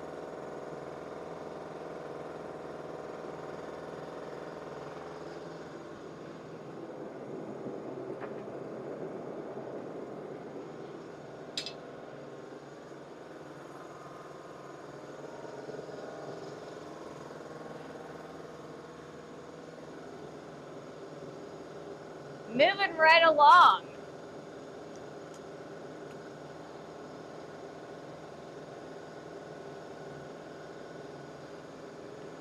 Once we get a good shape from this handle, we're going to start smoothing out all of the ridges that have developed along the drip. Right now we've got a lot of half round divots in the sides of our drip from the jaws of our press. So we need to clean those all up so that it doesn't interfere with drifting out the axe eye. I would like to get it as close to forge finish as possible, but there is always the opportunity to grind it to finish if we need to. So I would just prefer to forge to finish if possible.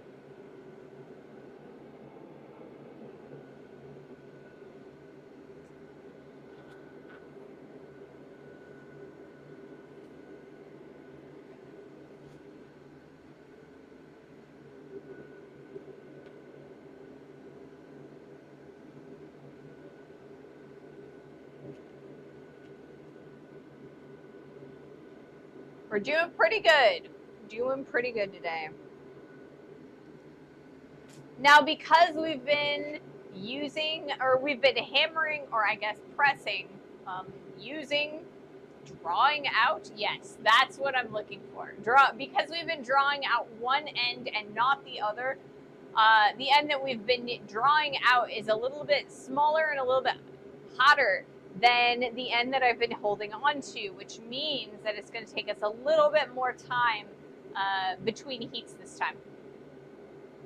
I also think that I'm going to, instead of using the big pickup tongs, we're probably going to use the horseshoe tongs. I didn't mean to drop those, but to hold this piece, we've got enough of a drift going that I think these are going to be really useful. It's going to allow me to hang on to the drift a lot more securely than the other set.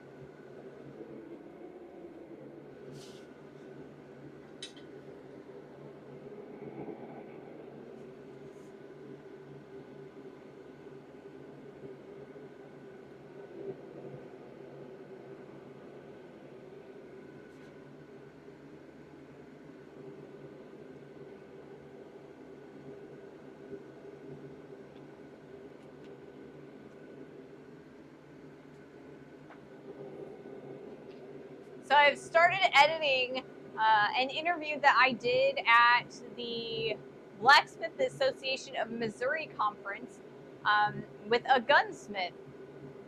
And so it's been kind of one of the... Gunsmithing is one of those things where it all started with blacksmithing, and the art kind of, it didn't necessarily get lost in time, but it was very near to being a lost art, and a lot of people have really started working on bringing it back.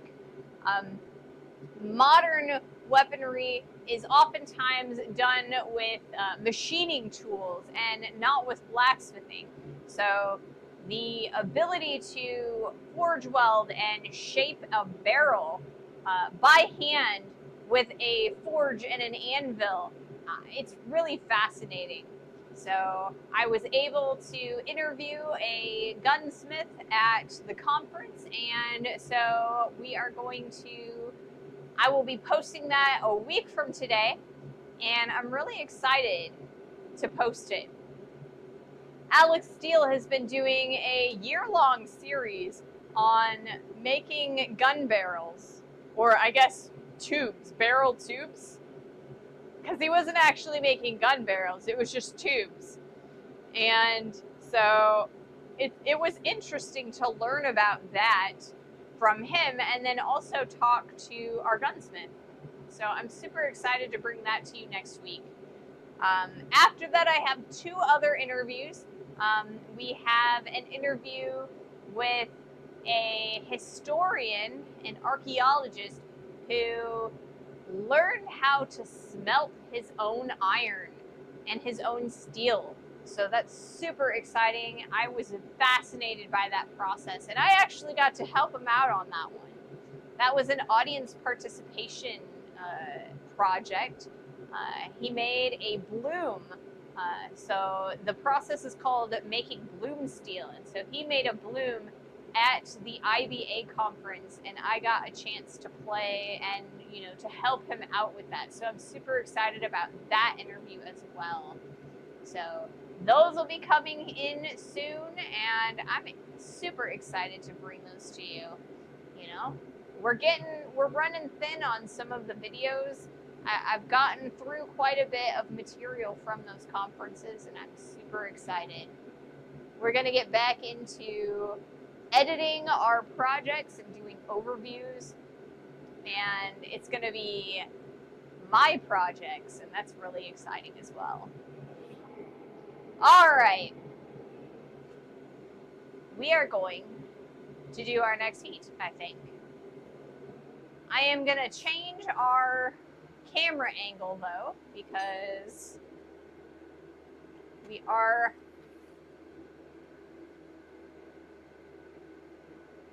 a little bit of variety. I got to change the clip or restart the clip.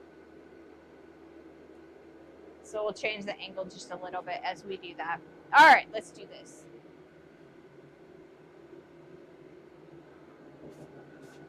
And I think I want to use these. Or maybe I'll use both. These to pull it closer.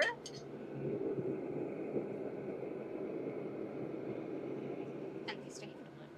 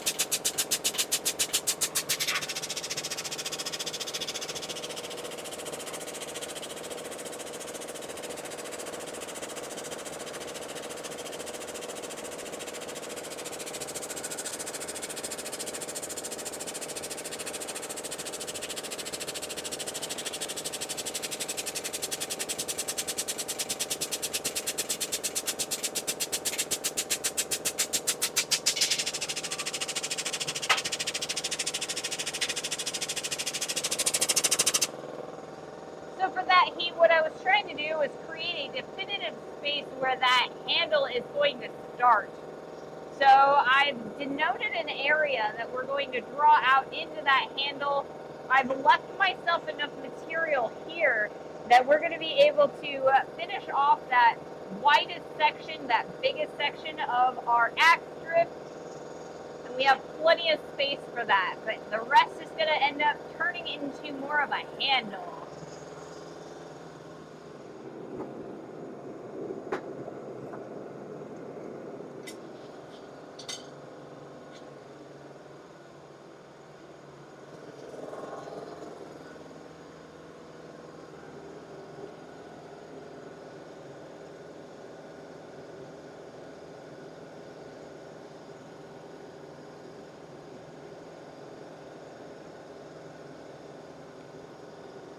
Not going to be a very long handle, just something to grab a hold of a little bit so I can manipulate the piece of steel that we are turning into an axe when I'm using the drip. We will probably also need to weld enough steel on the end of that to kind of create a better handle, because the heat transfer is going to be it's going to make that handle quite hot. So we may end up having to weld on some additional steel to give myself a little bit more of an air barrier between my hand and the axe itself.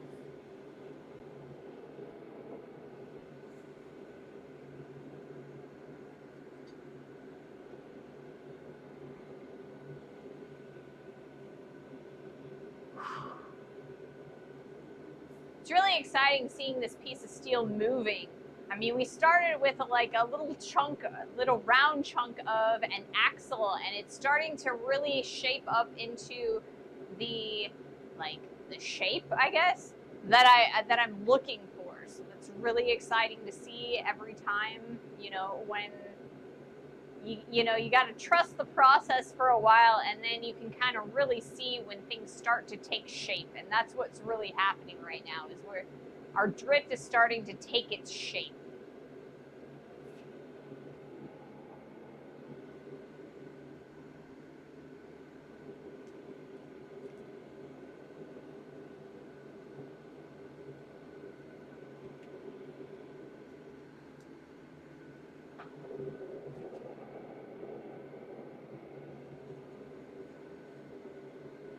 All right. Ready?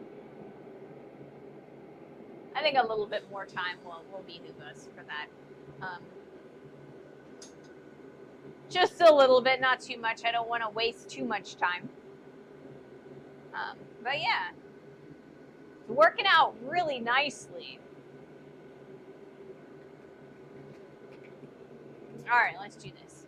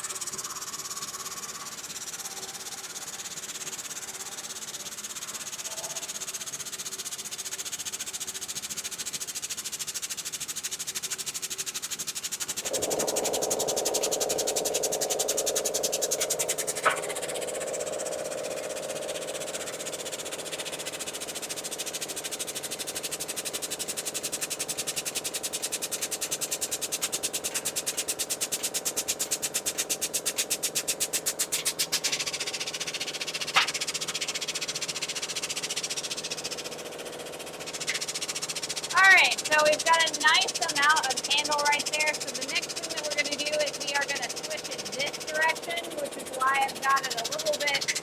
I'm allowing it to go down, or the piston to go down further. Oh, I also have to pay attention to the alignment of the jaws of the press. Looks like they're starting to float on me.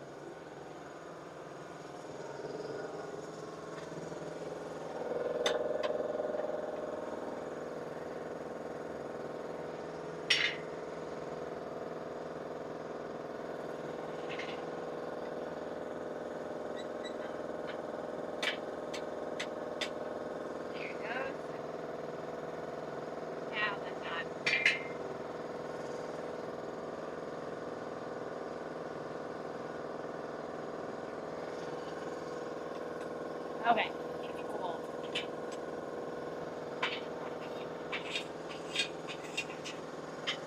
Alright, we are good.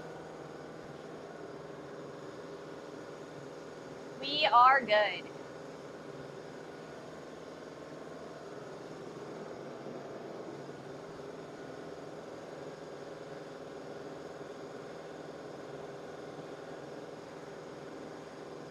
Yes. The press.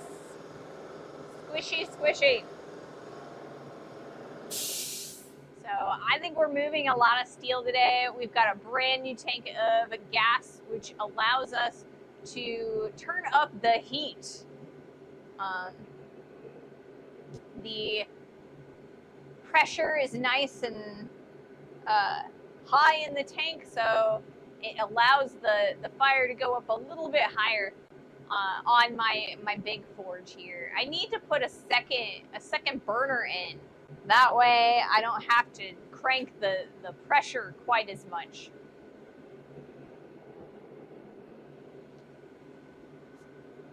So for our next heat, we're going to turn it 90 degrees and we're going to squish down. We've got quite a lot of movement that we need and distance that we need to cover for that block of steel. It's thicker than we want it to be by at least a half an inch. And so we are going to be able to squish the whole thing out and not really have to worry about exactly where that handle is going to go. We want to squish out the handle a little bit further, but we still need a little bit of shaping on the drift section of this drift. All right.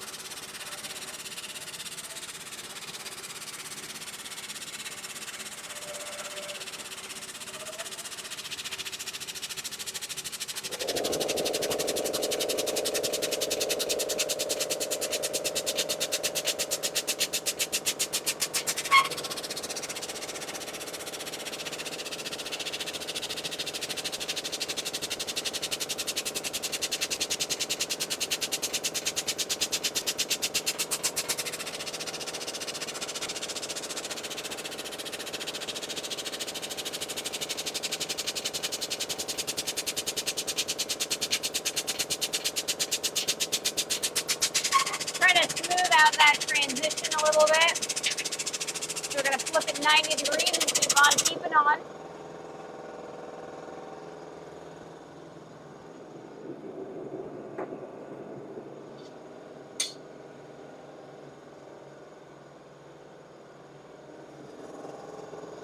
All right, so we've got an ad starting in about 2 minutes or so. And then we are heading into our last half an hour of the stream. I think we've made some pretty good progress. I can kind of see that the drift is shaping up. So I think we'll definitely have it done by Friday. If not, I guess I have a bit of grinding to do over the weekend.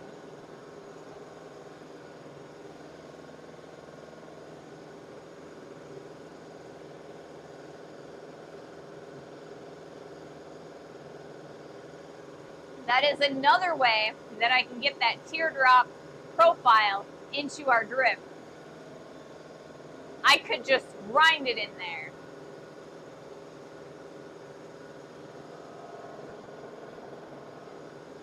I'm not a big fan of grinding, so I'd rather not have to do that if I can manage it.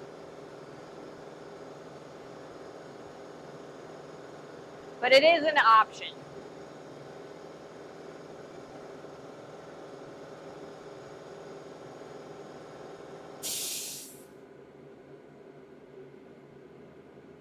So I think we'll make it another half an hour, but I am definitely starting to feel the effects of the heat. The outdoor heat plus the heat that we're pumping out of the forge. So I think, like I said, we will manage the last half an hour, but I need to be a little bit more I need to be a little careful. I will probably have to raid and run at the end of the stream because I do need to cool down a bit.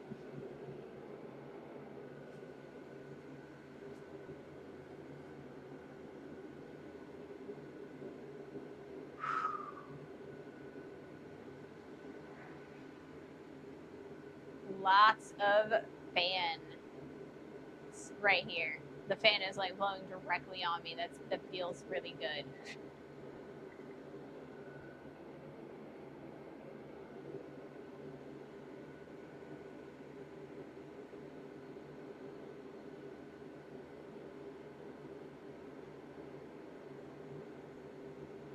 So I'm pretty happy to have another try at making this axe. We tried 2 times last year, and I feel like I've learned quite a bit more about blacksmithing, about moving metal, and about how to create an axe. So I think it's time to try again. And so it's actually really exciting to see where I'm at and where I was last year. So we finished this axe in, I believe, like September of last year. So I guess it's a little less than 1 year. And I didn't even hang it from the handle until like December. So I'm hoping that we can just finish the axe, like the whole axe, this month. Maybe we can make it happen faster. That's the goal anyway. Faster and better looking, at least. I think the shape of the axe head was pretty good, aside from the eye. I did not shape the eye very well. It's, like I said, it's because I didn't have a proper drift. We were shy an entire inch in length, so that's why we're making a whole new axe drift.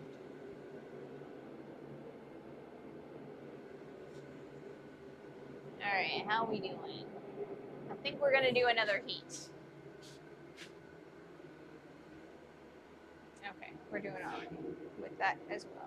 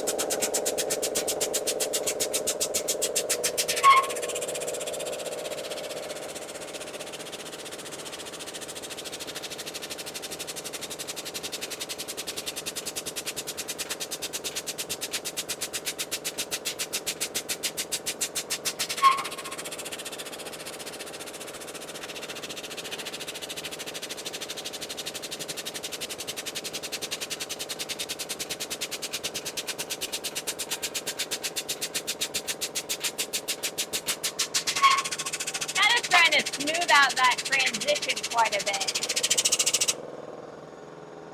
And we're starting to really smooth out that transition. So I am going to flip it this direction. Or am I going to? Yeah, I think I'm going to flip it this direction, do one more heat this way, and then we're going to flip it 90 degrees. Start working on the handle more as well. Bless Kanan, welcome Raiders. Thank you guys so much. Thank you, Blast Kanan, for the raid. Welcome to the stream. Hi, my name is Ray. I am a blacksmith. Today we are working on a axe drift, which is a tool for creating the eye in an axe. The eye is used to, put the handle through. So I've made 2 axes previously. They're both on the wall, like this one and this one. We didn't succeed very nicely either way. My axe drift that I had previously was way too small. And so we're making a new one so we can get an actually really nice axe. That's the goal in the end. So we've been using the press primarily because we started with a 4-pound block of steel. I guess it was a piece of a round axle, so it wasn't really a block, but we have made quite a bit of progress over the last 3 days, or 3 streams, and we're getting really close to where I want to be. I'm pretty sure we're going to finish this up on Friday so we can start our axe on Monday. The goal is to complete an axe by the end of July. So I started this project because I am involved with a blacksmithing challenge community over on Instagram. And so every month they come up with a new topic for a project, and we have a month to complete our entry. And whoever wins gets to pick the next month's project. So this month's theme is an axe. So it can be any type of axe. It can be a hatchet. It can be a hand axe for like carving wood. It can be a chopper. But yeah, just make an axe. So we are making a drift because I thought this would be the perfect opportunity to try my hand at making an axe again. So welcome to the stream. Hello, hello. Resolana de Luna. Hello. So yeah. Welcome to the stream.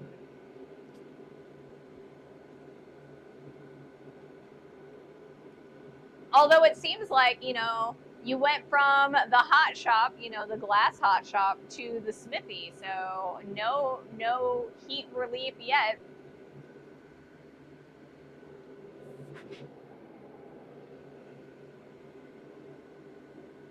But Kanan, I hope you're gonna cool off a little bit. It's been super duper hot here in the northern hemisphere, and I know I'm sweating. So, yep. All right. So, because we are using such a large block of steel, I kind of have to wait a little bit longer than I normally would between manipulations, because I need to make sure that the heat is penetrating the outside and all the way into the center of our steel, or our block of steel, because the last thing I want is for the outside of the block of steel to move faster than the inside of the block of steel. If that happens, then we get puckering, and it's called fish lipping. So we want to make sure that we reduce the amount of fish lipping, because the only way to get rid of it is to chop it off, and that's a big waste of material. So we are trying our very best to maintain a really hot piece of steel from the outside into the core of the piece. All right, let's do another heat.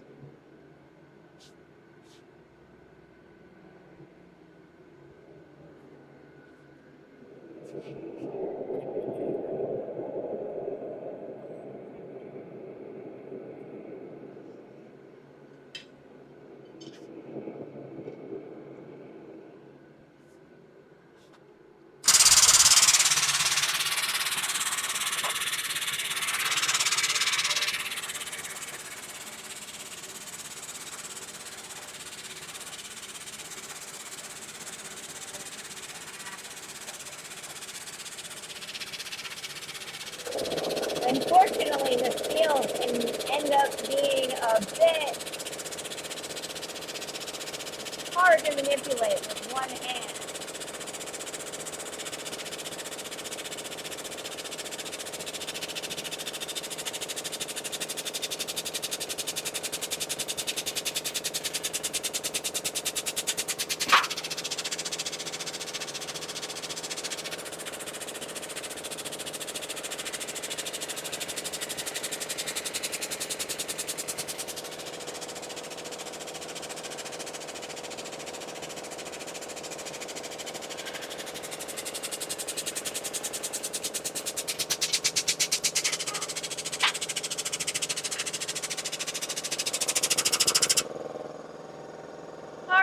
So we've got a decent handle that is being created there. I think I want to do a heat this direction, and then we'll probably go over to the face of the anvil and kind of smooth everything up, shore everything, and make sure that it's nice and symmetrical all the way around, for at least for the moment.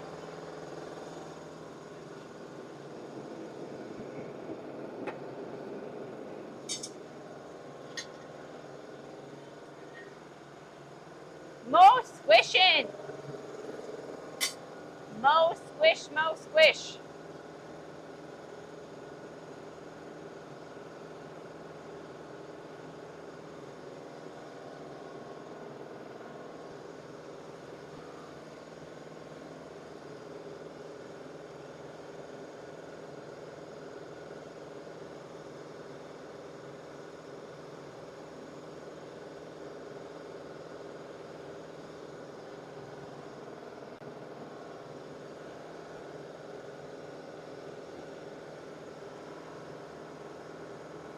My Gatorade is starting to get a little bit on the warm side too, man.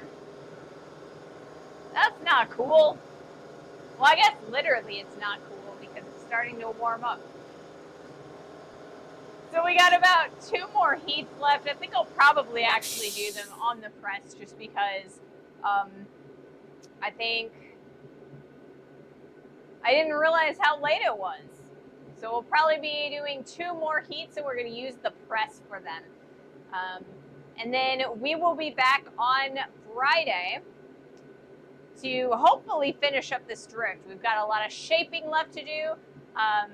Right now we've got a very rectangular profile, and the eye of an axe is a teardrop shape.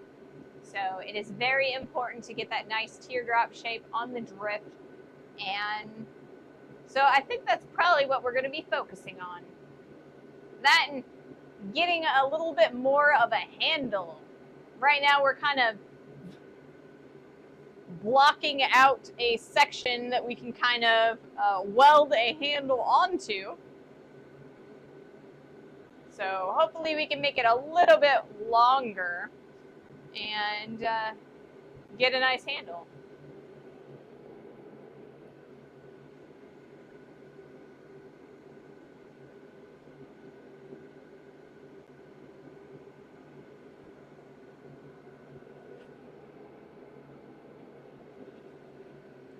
I am definitely starting to feel the heat today. All right. We ready? We're probably ready. Let's do another heat.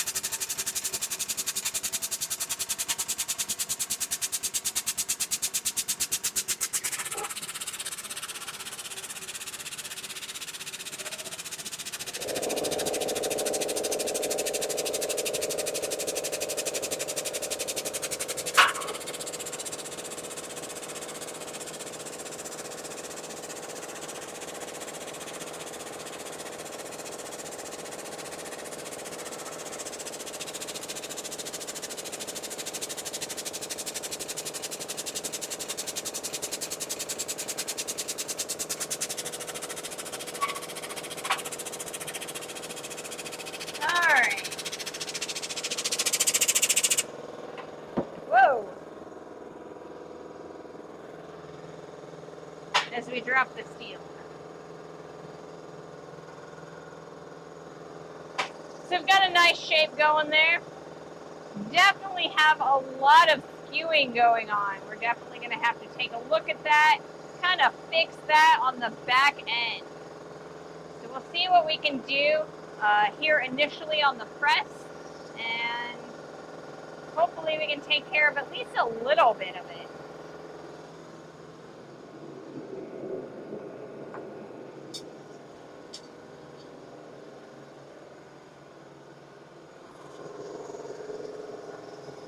So this will be our last heat. I'm starting to get real warm.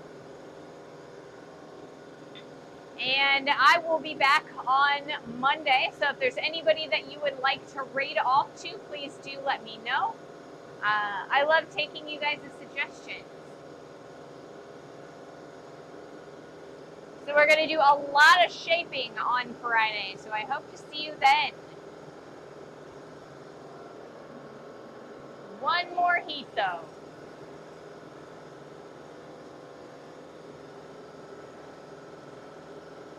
Have a good evening. Thank you, Dr. Optimal. Like I said, I got one more heat to do, and then we'll raid off. I just want to see if I can't take care of a little bit of the skewing. One more heat. Yes, exactly. One singular more heat.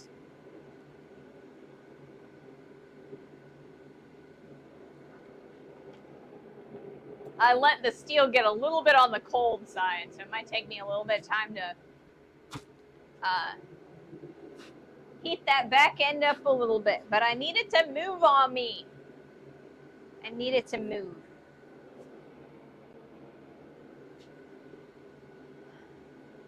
So yeah, I'm super excited about this project. I'm super excited about the next project. I think I'm more excited about the next project than I am about this one. But you know, forging is just fun regardless of what you're making, right? It's just fun watching the metal move because it's so rigid while it's cold. And then you heat it up and it just like moves like butter. It's awesome. I love watching that.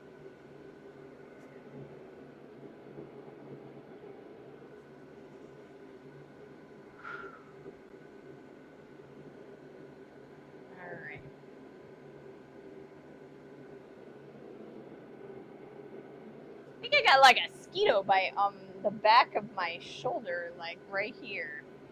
Keep itching it. Alright, let's do this. It's a little on the cooler side, but I think that we'll manage. I think we'll manage.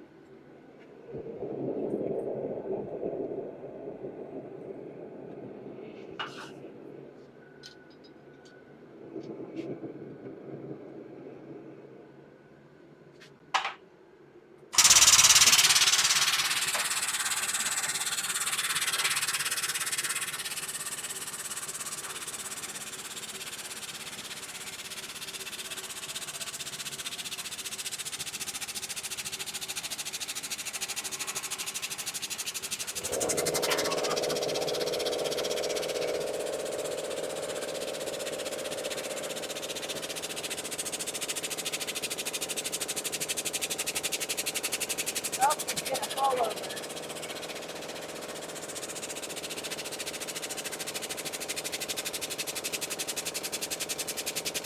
It wants to do it again. Alright. So not terrible.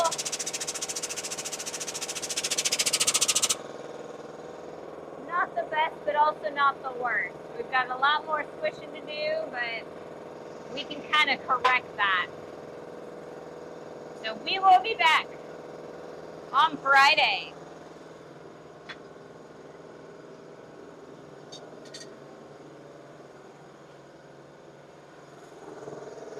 So that's all she wrote for the moment. Thank you guys so much for joining me today. I had a blast. I hope you guys have as well. I will see you on Friday. Have a great rest of your day.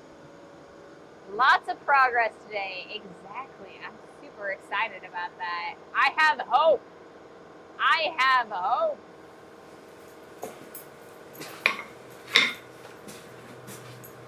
All right, who are we gonna rate off to? Oh, it looks like Miramac is up. Rate off to Miramac.